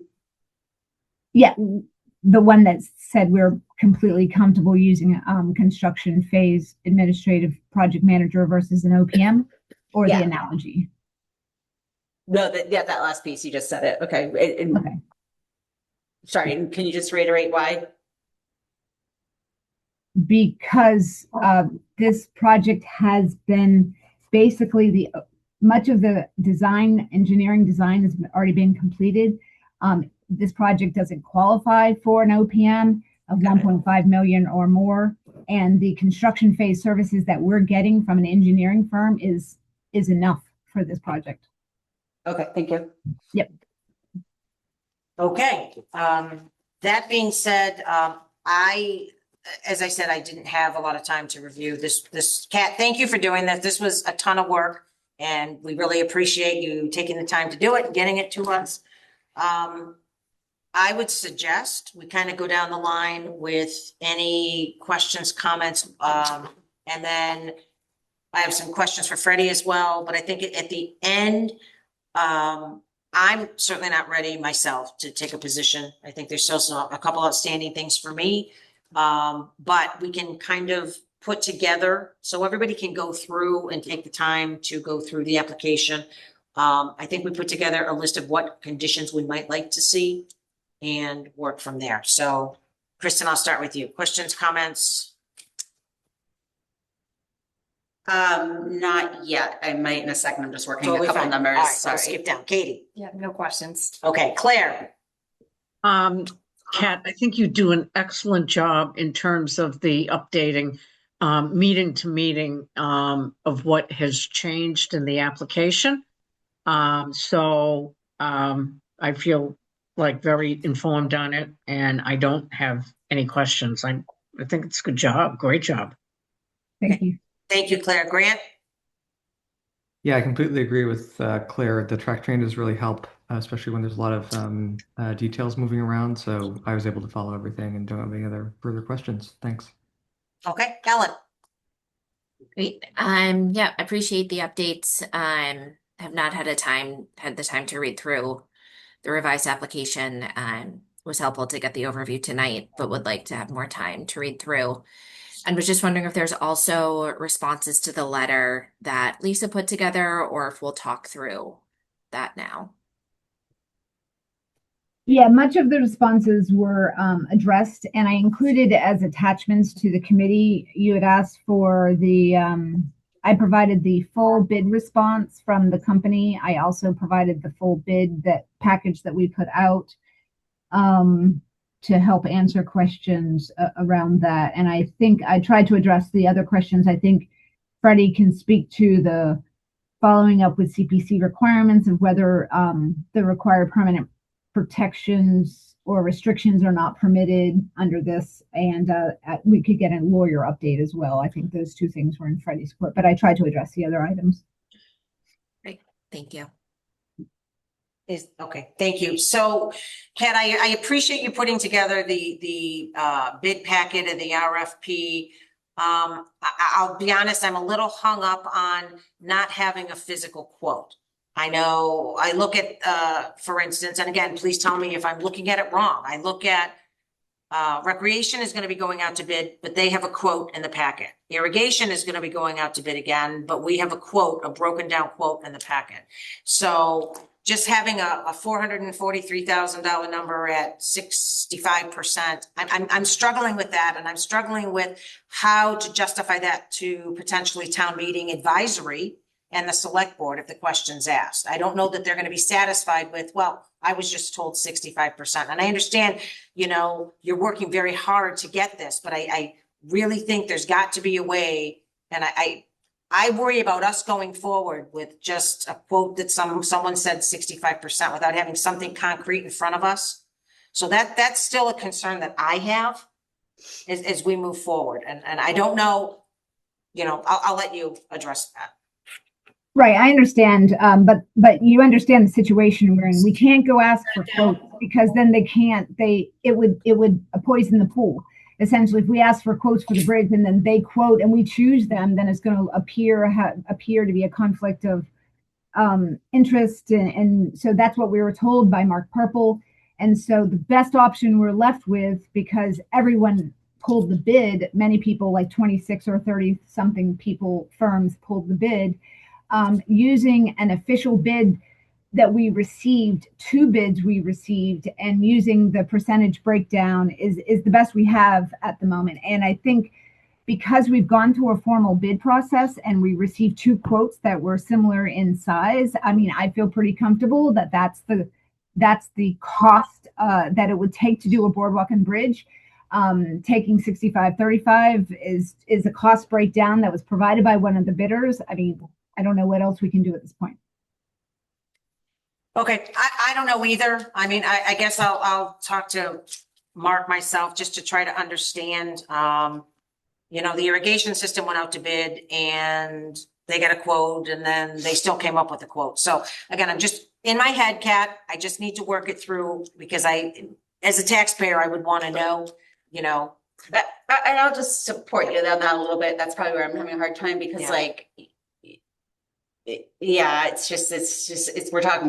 we're not talking like a few hundred, we're talking a few 100,000. So it seems like it'll make it hard to understand when actual contracts come back, like what went wrong if we don't have some idea. Is it all labor costs? Is it materials? Is it, you know?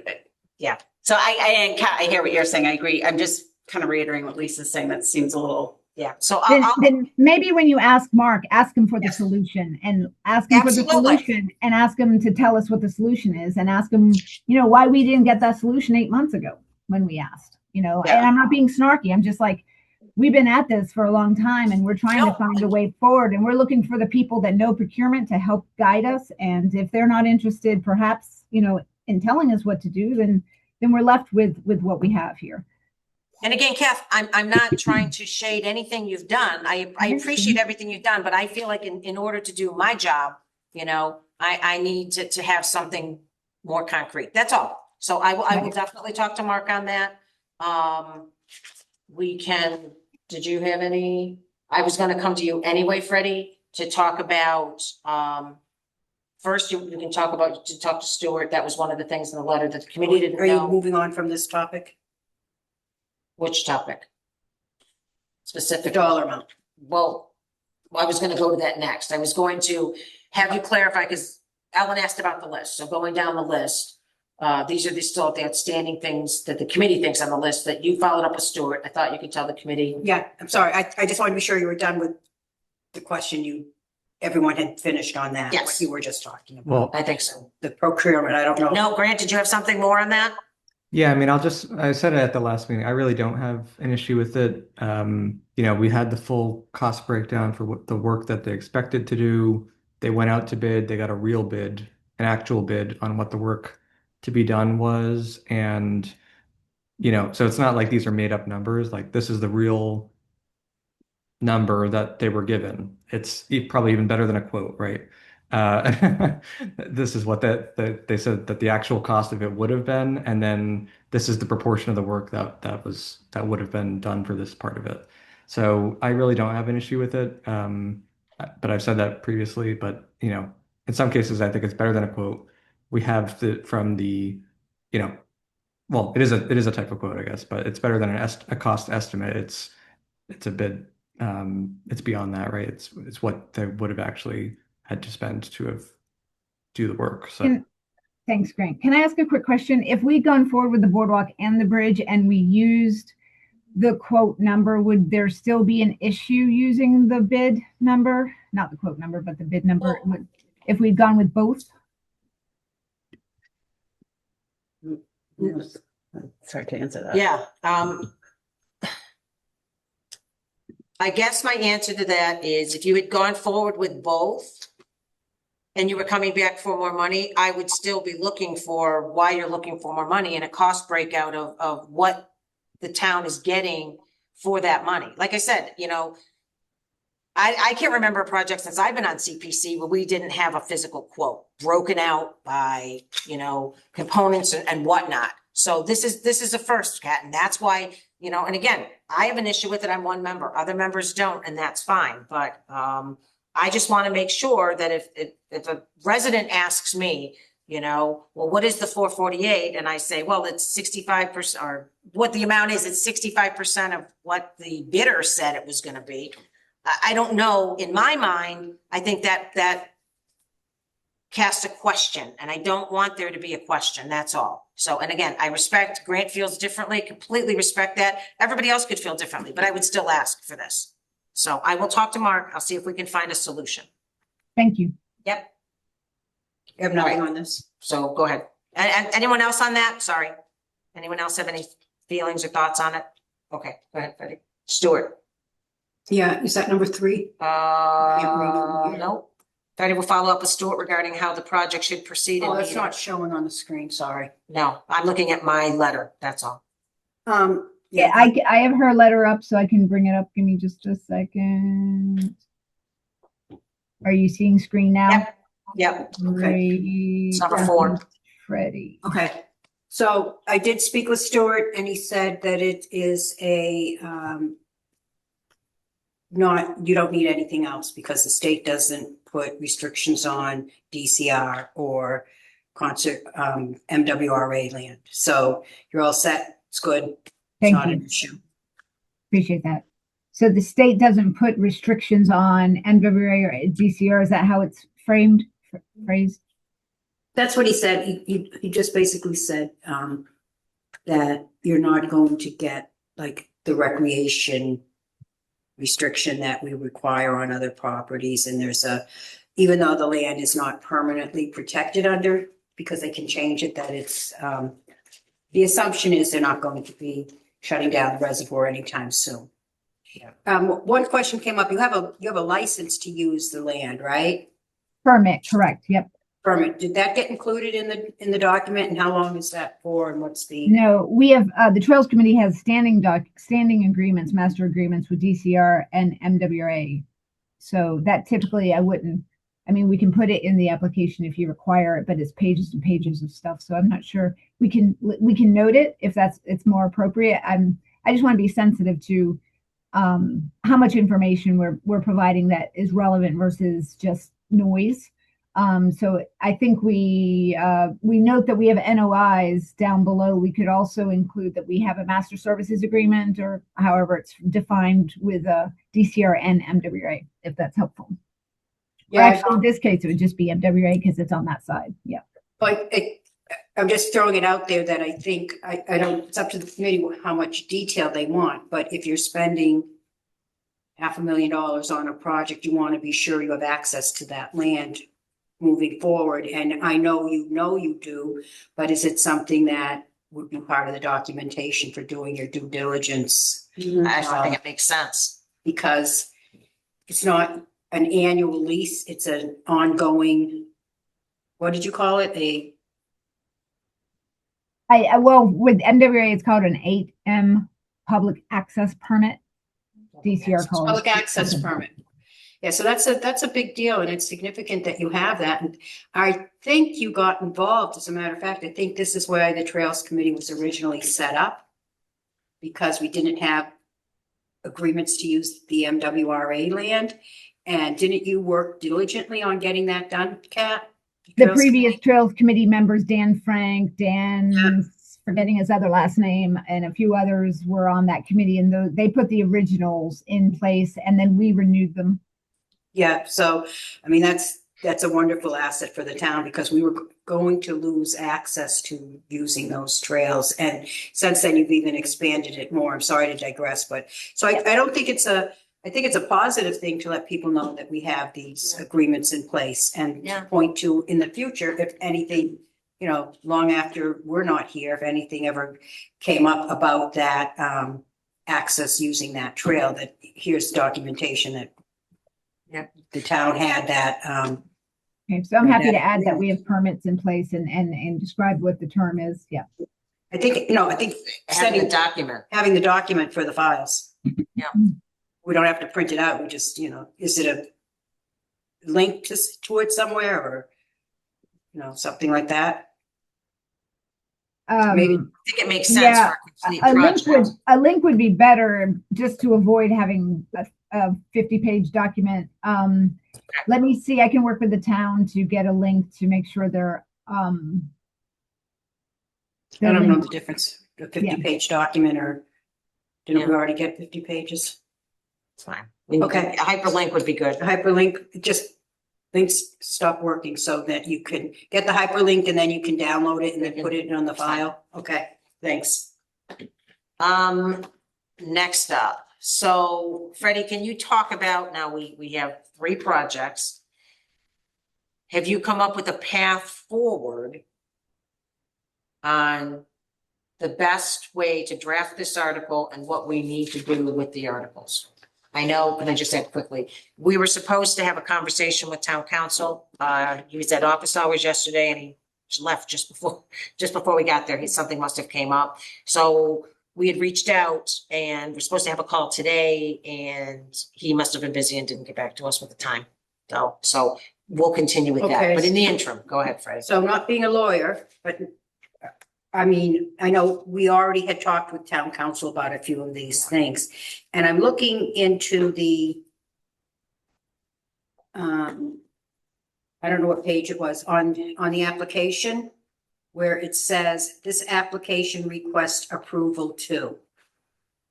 Can you find that on the application so that everyone can see it? Yeah, give me a second. I think it was. And then followed with some bullet points, you mean? Yep, and Is I'm it talking, Is it Yeah. this stuff? Yes. Okay. Yeah. Okay, so number 1, continue the previously authorized 211-232 CPA appropriation for the revised pedestrian footbridge project. The CPC has no authority to approve a revised project on an already town voted project. This is a request for approval from CPC and from the town voters. So if we need to reframe it, however it needs to be written. So the only way to do that is on 2 levels. You have existing funding out there Yeah, it's not the one I have. is to Oh. rewrite the warrant article. First of all, Yeah, I'm looking at the red line. first of all, That's what the, she's showing on the screen, but it's not the red line. This should be. Yeah. sorry. The sunset clause would have to be changed or this money goes away. So that would have to be brought up. And you would have to, because you're using the funding, as you state here in a public document, revised footbridge project. It's not the same project, so you have to write a new warrant article. You can't fund a project that isn't the same under this. I mean, it's a different project now without the boardwalk. And this is what we've talked about in the past. And we were going to ask town council to be sure because I just would want to double check that, but it's not the exact same project. Because the 211-232 was for footbridge and And a boardwalk and paving, and the paving has already been done by other funding. Correct. Yeah, it's a different project. So it's a different project, so you'd have to write a new warrant article, and my recommendation is just to roll it into one new warrant article. The other one is the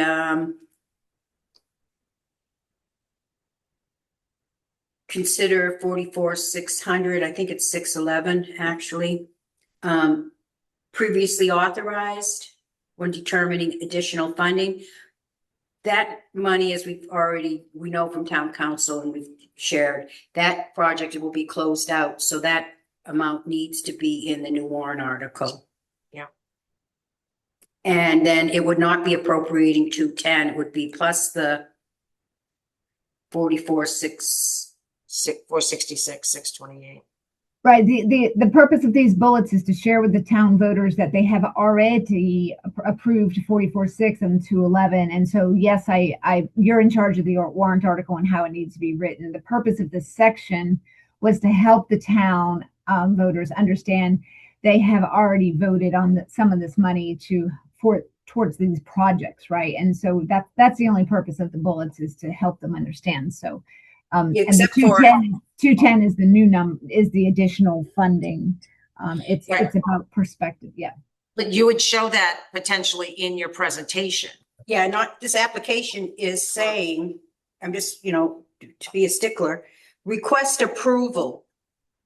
So we can't approve the first one.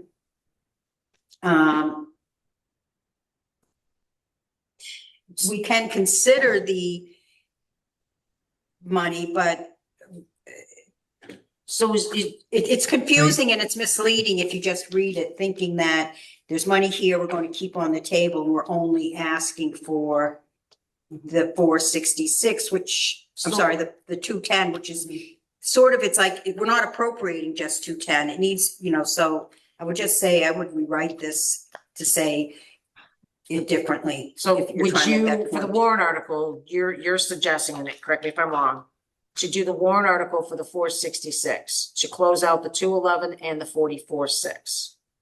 And then just the ask being for 466? I'm just trying to be clear on what you just said. Yeah, just so I understand. mean, for the warrant article, I Yeah. don't know how because the existing warrant article, I think you're gonna Scope run into change. more trouble by saying, well, we're going to change the scope on it and the date. Yeah. And then add this other money for the new project. When you're going for the new project, you can describe that you already it's only an additional amount. So can I offer a suggestion? Yeah, So I don't want you to draft two articles that, one, if town council says this or not. Let's try to talk to town council this week. And then depending on what he tells you on the 211, I think that will help on how you draft. Does that make sense? And how you draft the article. If he tells you the 211 that he doesn't have an issue with the 211 and the change of scope and everything, then that's separate. Then the ask will be for the 210, 796 and the 44-6 only for this warrant. Can we, Does that make sense? yeah, I just don't see how you leave just saying, I don't see how you leave, whether legally or not, you can't, but for the town meeting, how you leave a project out there that has significantly changed in scope with a dollar amount associated to it, that you're never going to use any of the new CPA funding for some of the components of what's in. And I think Pat did a great job getting other funding for some of it.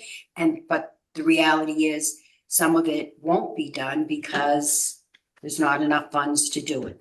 And that was a choice made by the Trails Committee not to apply for the full amount for the boardwalk and the bridge. And these things come back and bite you later. Yeah, well, I mean, I agree that I want to hear what town council has to say, but that makes sense to me because if I think about them being able to sit on their own, if we don't do it that way, then can you imagine 10, 20 years from now going back to piece together what the heck happened here? We had someone come up with a question about a project years ago that the application was for something that didn't get put on town meeting floor, didn't get voted, but it still became a question. Where is that? And it took a lot of, these were old paper That's minutes. why this application needs to have the explanation so that there's a nice paper trail and a great explanation as to why. Agreed. We agree. I'm going to say that this is not the explanation because it's saying stuff that you can't do. The way it's So can I- phrased, make it better. Go ahead, Grant. yeah, so I'd like to just be productive and can we I think the fix here is just, we should suggest language that would work, right? So I think the application itself is requesting the right amount. It's 466,000. Freddie has an issue with this section. I understand the issue. Why don't we just ask Kat to change it to this application requests approval for $466,000.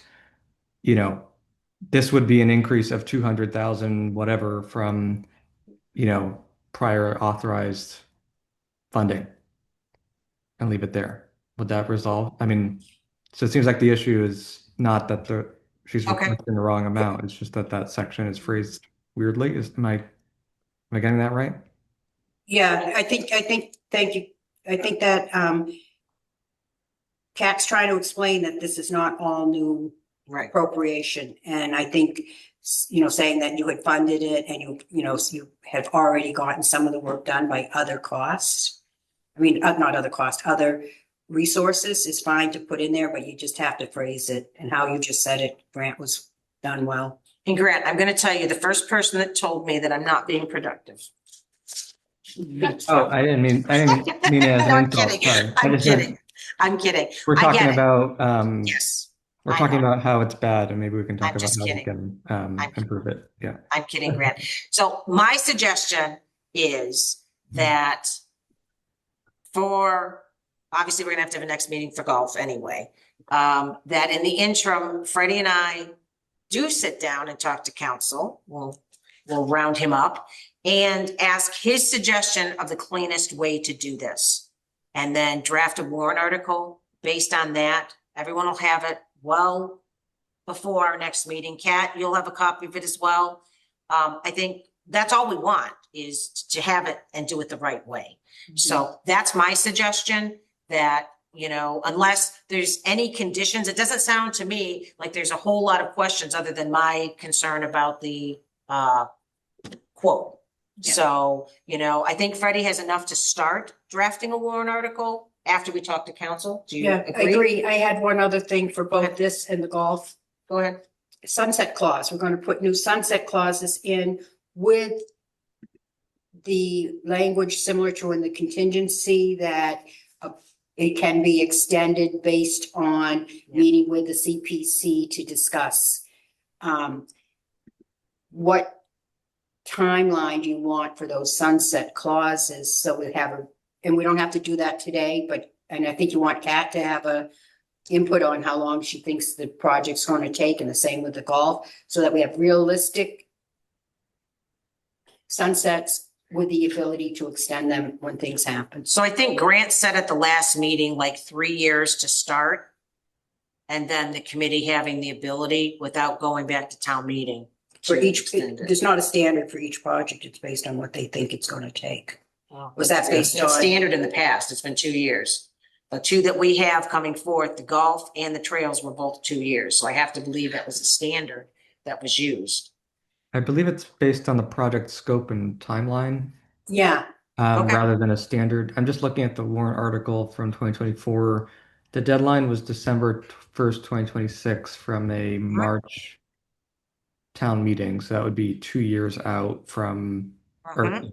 one year and 10 months or whatever out from Yep. from approval. So pushing that out, we're about a year and a half beyond that now. So pushing that out a year and a half and maybe 2 to be generous would make sense to me. So December 31st, 2028 as a starting place. Yeah.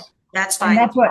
that's what we have in the application is December 2028. But I like the idea, Freddie, if that's flexible with you guys, to have the option for CPC to extend that gives you guys more power and less need to go to town meeting for any changes. But ideally, we're getting this done before 2028.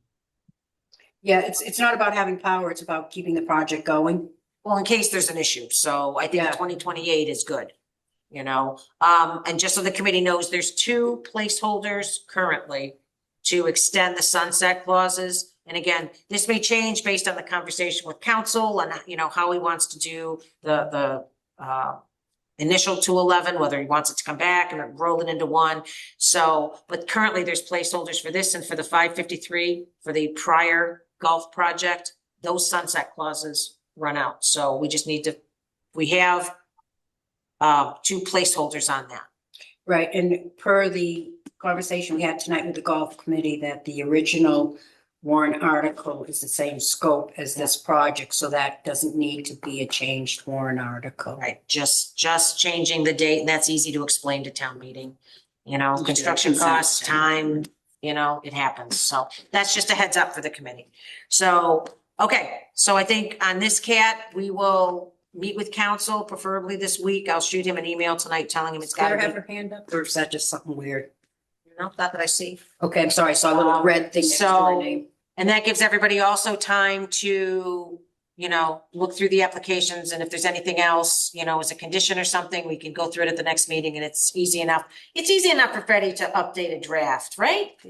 Yeah, the update is, also with the trails application, did you discuss any contingencies? One being, as we had done in the past, apply for the Mass Trails Grant. Oh, that would be a condition. Yeah, I said contingencies, I meant Yeah, I know. conditions. yeah, yep. Are there any others? Speaking of contingency, a contingency is included in the 466,000, is that right? Correct. We did a 20% contingency on the cost of the bridge only. We did not 20% the engineering services. Okay, thanks. I knew it was in there somewhere, but I couldn't find it. Thanks. And we Yeah. did want to make sure that the committee was comfortable with us asking for the full amount. And if we don't get the Mass Trails grant, that we're able to move forward without it regardless. But we would certainly apply for it. Well, if I may, so that everyone knows, for the Trails Grant and many of the other grants, you have to have the full amount in hand for them to give you a grant. Right. So you don't spend it all, you know, but so that what happens if you get the Trails Grant, it doesn't leave that amount of money out there for additional Okay. parties and stuff like that. Okay, so I think we are good on that. Kat will be, I'll shoot you a note when our next meeting is, and then Freddie will get you a draft once we get rolling with town council. So did I hear correctly that you're shooting for the 15th to have everything wrapped up? So ideally the meeting would be before that time frame? Correct. When we'll decide, that's why I'll let you know what we Yeah. decide tonight, when our next meeting's gonna be, and hopefully, Great. you know, we'll take positions at that meeting for town meeting. Not Great. Well, before, to bring forward. not before, it won't be before Labor Day. No, it won't be before Labor Day. Can't be. Right. Fair. And then what I'd like to do is I'd like to remove that duplication from the CPA from the application. So I'm going to do that. I need until tomorrow to be able to do that. I can't work on it tonight if that's okay. I do have one No. quick question, which I think should be quick. Does CPC have enough money to fund both warrant articles? Do you put warrant articles forward only if there's enough funding in the account? Or is it possible that there isn't enough? The CPC has never put forth a warrant article if they don't have enough money to fund it. Yes, there's enough money to fund. Thank you. I Okay. appreciate your time. Yep. Thank you. Thanks, Bye. Kat. Thanks, Kat. Okay, so Freddie, do you want to take a few minutes? We have roughly 20 minutes tops before we the end. Do you want to talk to this quickly or no? Oh, yeah, I can. Yeah. Freddie's just gonna go through quickly the available funds. Did anyone want to screen share it or? Oh, yeah. Grant, would you mind putting that up? The available funds document? Thank you. Okay, so this is different than what we normally do when we have CPA annual town meeting applications, because we create a budget based on forecast. And so what we have now is just what's the balances in the accounts. And because it's a little bit of time went into it, because they're not just balances on this end, because we haven't closed out from annual town meeting. So I had my numbers, town accountant had her numbers. We had, at the end of the fiscal year, balances left over from admin get rolled in. And then other, fiscal year 26 continue, I keep having contingency on my brain, but the funds from the fiscal year 26 get rolled over into the fund balance. The budgeted reserve is what I'm trying to say. So the funding, the dollar amount it moves from accounts because things get rolled over. And so she has to give me that amount of information. And then there's some expected return on investments that goes into it. So we worked together and came up with a dollar amount. And so what we have now, it doesn't even count the buckets because these are all recreation projects and the buckets, they are what they are. I can supply that information, but it wasn't relevant for tonight's conversation. So you have the CPA fund balance, that's the big, big account, and then the fiscal year 27 CPA budgeted reserve. I believe this is the first fall town meeting we've ever gone to. Yep. And we've always put money, we fought for it when people said, oh, you don't need that, into the budgeted reserve. And this is an example of why we do that, because without it, that money wouldn't be able to be used until next annual town meeting. So we have a total of 1,231,473 available in those accounts to spend on projects.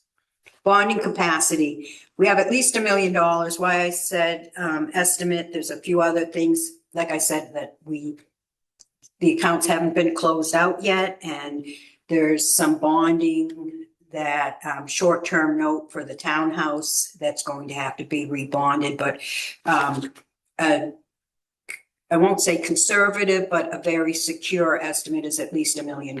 And my point for the bonding was not to prove exactly how much there's in the account, but that we had enough to fund the projects we have. And then if we did fund them, if that was needed more, if you wanted to bond more, we would work with, I sat with Brian yesterday also, and I've been in touch with him ongoing.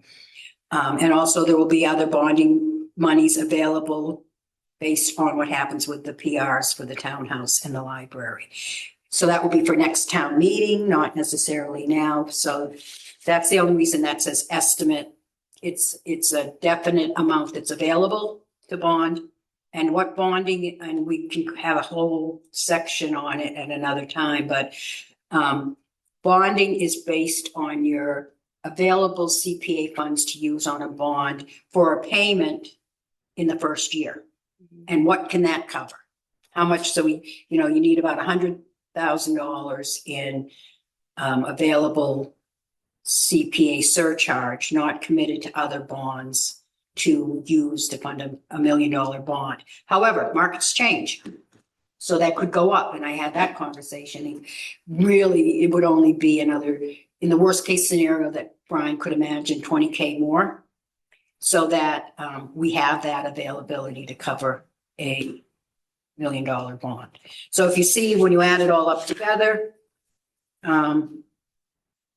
we have more than it's not it's like about 200,000 more available between bonding and what's in the account to fund everything asked for this fall town meeting. And that will change and increase as we go towards annual town meeting. What happens for annual town meeting is then we set, which you can't do now, but we set next year's budget. Okay. So you can't set next year's budget now to be spent in fall of, in fiscal year 27. You don't set fiscal year 28's budget and then have those funds available. Okay.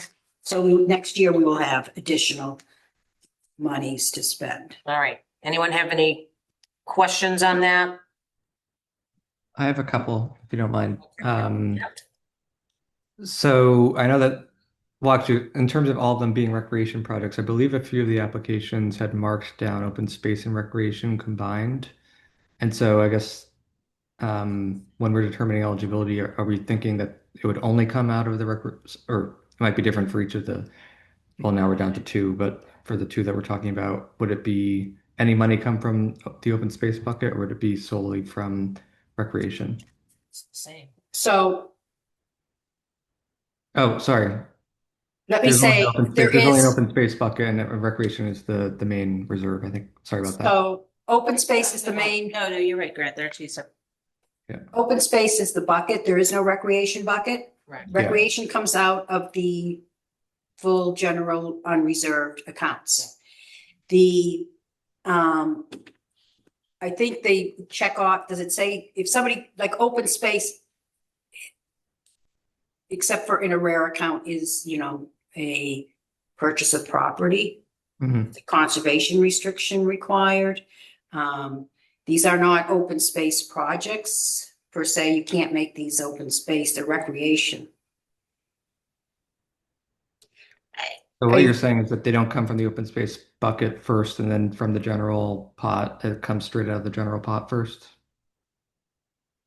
No, they never, they're not an open space project, so I mean, I don't know what boxes they checked off, but it's a recreation project, right? I mean, again, I don't even know, I guess one could argue with the golf club, but like, I don't even know, is there a need to? I mean, I understand down the road, people might say, oh, we spent this much on rec and this, like, I can understand why that would come into play, but other than that, if we don't need to split hairs, I wouldn't want to necessarily. I mean, I will note recreation has nothing to do with the golf club, but it is recreational, don't get me wrong, like, I don't want to split hairs. So recreation projects are not. Right, Recreation recreational, committee. but golf course did go forward also but I don't see the point in splitting hairs. I don't think there's a need to. Like, I would consider everything we did for the golf course to be both in the name of open space and recreation, but like literally, like, I don't think we need. I appreciate the question, but other than people telling what we spent on each bucket through the years, is there really any other? Well, problem so in the not reason I having brought it? up is just for the warrant articles, we have to draft it as, oh, $50,000 will come from the open space reserve and Yeah. 500,000 will come from the general unreserved balance or whatever. So in that case, it matters, and I would be curious to see We what wouldn't, the current balances are. I think we've seen them previously, but if they're Yeah, I all, can- if they all fall under recreation, then it might be moot on this one. I would not, so. You wouldn't be taking it out of open space, in my opinion. Mhm. For open space for the golf course, that was the conservation restriction, Yeah. not sticking irrigation is not an open Yeah, space no, and use. again, I had never even given it thought, but I guess my Sometimes point we in have- saying that, like, does it matter that much? Sometimes we have gotten a non-recreational use necessarily for habitat improvement, and it's a very hard sell to meet the requirements of CPA, not sell, but hard. You have to be very specific on how it meets the requirements of the language of the legislation. None of these meet the legislation for open space requirements. So my suggestion would be that we should have the applicants revise their applications to check off only for the final application that we approve, to check off only recreation, just so that it's clear. And then That's that fine, way- caught. That's fine, Grant. Good catch. I think it's a good point of clarification, like, Katie and I were just talking when we were off just about, it's always good to be clarifying these things, I think amongst ourselves, it's helpful. And Any then- other questions? Go ahead. Yeah, the only other thing I have is, well, so obviously the Fayetteville Park, it's good to know about, for obviously, even though it won't be on this town meeting, but I guess I have two things. One is, do you know what the expected revenue is for next year, roughly? Freddie, I know you had it in the bonding, when you were calculating bonding, you were kind of projecting out a while for what. Yeah, I didn't look at that because it wasn't relevant to Yeah. what's in the accounts now. That's fine. It's Um, so. Are you saying what we're going to have for revenue next year? Not a full Surcharge? estimate, but I'm thinking about it because obviously the Fayetteville Park will come back. And so, yeah, I'm just thinking ahead, that's all. But it's fine if we don't have that right now. Well, you won't know until we find out what gets billed out and then the surcharge. And then I work with Brian to estimate what increase we're going to be having in our taxes next year, which will be what we put into the estimate for the increase in the surcharge, because it doesn't, goes up. We Yeah. used to be at a solid 3.5 and then it went up to 4 something. And last year we only put, I think, 4 point something percent, and it was closer to 7.5%. And I'm hearing that it's going to be next year at least that. Okay, that's helpful, thanks. And then the only other thing, I'm just going to stop the share so I can look at the number. But from that spreadsheet I was doing calculations on earlier, for the cost of the golf course, I believe it's an extra 433,000 that they're requesting. Yeah. As opposed to the Correct. 317. Where did I come up with 317? I don't know. It was 317 and they changed it, Freddie. The new application that he sent was 433,546 When did that get sent? today. Well, I didn't make this today, so you know. Right. No, I'm not. I'm just for everyone else's benefit. I'm just want to note that, that cost would be up. Well, take out the 1.5 for the current and then add 100 and whatever. Well, for it's another how much? 417? 40-ish or something. I think it came out to, hold on. I actually did the math. The 433,546 and the 317,250 was difference of 126,296. And this, Freddie, on your sheet, the starting amount, was that already less whatever we transferred to affordable housing as a result of annual town meeting? Affordable housing is in a bucket. I didn't include the buckets because they're not relevant, because they're not recreation. Oh, that amount was just recreation, okay. No, that amount was just housing Housing. bucket. No, the 108.7, The 1087 is just what's in the fund balance as of 6:30. Not the buckets. No buckets. Not- right, but does that total amount, is that less whatever we committed? That would have came out of a bucket. So that's the general. the general. Got it, got it. Sorry. So what came out of the trust? But yes, it didn't come out of these buckets, so did it, but this is what's here today. Okay. All right, folks, we gotta go. Katie's got 10 minutes. So, and I got stuff too. So, okay. So are we good with that?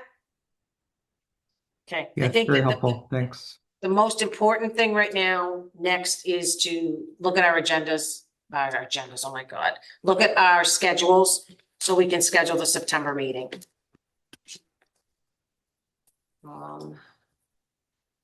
There we go. So, I am away the 11th through the 18th. So if we were looking to do a meeting,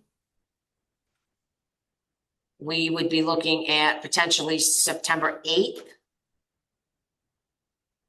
I could do September 8th. Okay, how does September 8th look for everybody? I can do that. Okay, Ellen, Grant, or Claire? I'm good. Okay, thank you. Yep. Okay, thank you. Just waiting on Ellen. Yes. Okay, so why don't we do September 8th and at that meeting as well, because we're really just going to be reviewing and drafting the articles. We had talked about doing a separate meeting for signage. I think we can probably include the signage at that meeting. Ellen, your thoughts? Yeah, I think that sounds great. And I think if our individual committees are meeting between now and then, if folks could follow up with their committees to go through the language that's on our spreadsheet. I've sent out a couple like individual emails just to try and get this rolling. Yep. Perfect. And I've reached out as well to some already, and I think the townhouse we're just about set on, Ellen. So And thank you for getting that. All right, and sorry, Okay. I owed, she sent me a couple of questions. I did end up needing to bring back direct tomorrow, but then we'll be good. Sorry, what were we talking about? Yes, sign that. We are. Sorry, I was looking at my calendar. I got distracted. Okay, so we have a couple minutes. We can either approve the set of minutes. Let's do that. Let's approve the set of minutes. I had one thing on the minutes. Yep, go ahead. And I know Ellen had some. Grant, could you pull them up? Would you mind? Yep. Thank you. Sorry, I just went out of No, order. go right ahead. So before you just move on, I'm just on that date, I'm going to tell you that I will be getting you the warrant articles like that day, or That's fine. because The holiday and everything, Freddie. It's well, kind of I'm on fun. my I vacation. know you are. So And then that's Labor Day on That's Monday. fine. I'm not necessarily going to work that day. that's fine. Sorry, go ahead. All right. Line 86 in relation to the tower. I think this should say, however, this will not be ready in time for fall town meeting. Okay. Line 86 into 87. Oh, yes. Yep. So the first sentence. However, this will not be ready in time for fall town meeting. Okay. I didn't have any, did anybody else have anything? Claire, did you have any edits? On the first page, Yep, and it's the second bullet, which is line 25. Yep. Mrs. Farrington. Yeah. It looks like somebody did correct it. I just can't Ellen did. really. Yeah, Ellen did. Oh, Appreciate that. okay. Okay. And thank then, you. the only other one that I had was at the very end with the list of documents. Yep. And it is okay, so line 259. Yep. It says use of this meeting, August 8th, 26 memo to the select board. This meeting was August 3rd, so how could it, if the meeting was, Yeah, Mhm. that was the memo that you wrote just prior to our meeting. I'll look at the date. I mean, I forwarded it, so it's, yeah, someone plopped it I put it in the Dropbox. into box that day, so it must just be a typo. It must be a typo, but thank you Yeah. for picking up. We'll get the actual date of the letter. Thank you. okay. Rex letter. Perfect. Thank you, Claire. Did anyone else have anything? Only question is that a live link to Yeah, Dropbox? no, And is it- that's not. Okay. She'll take care of that. Okay. I mean, it's very minor, but line 177 into 178, Ms. Reynolds asked who has the ultimate authority to ensure that the parking is acceptable. Ms. Laval explained that they have met with the police chief and DPW superintendent for their comments and are asking the select board to include them in discussion too. Okay. And so when we went to the select board, we noted the importance of the chief and the DPW superintendent's opinions on this as well. So we noted that they should be included too. Okay. So slight. That's fine. Oops, my computer just decided it's over. And Sue watches the meeting. She picks up the edits that way. So, all right. Any other edits? Hearing none, seeing none. Do I have a motion to approve the meeting minutes from 8/3/26? So moved. And do we have a second? Second. Okay, roll call vote. Braccio, yes. Laval, yes. Barry, yes. Grant, Yes. Ellen, Yes. and Claire. Yes. Thank you. Okay, so we have like 2 minutes left. We can table everything else. We've set the next meeting date. We can reorganize at our next meeting. If everybody's okay with that? Yes. Okay, everybody good? Okay, so we have some marching orders. Thank you, everybody. And that being said, do I have a motion to adjourn? So moved. Second. Thank you. And roll call. Brascio, yes. Laval, yes. Barry, yes. Grant, Yes. Ellen, Yes. and Claire. Yes. All right, folks. Thank you very much. Have a good night. Thanks, Good night, everyone. all. Have a good one. Bye. Right.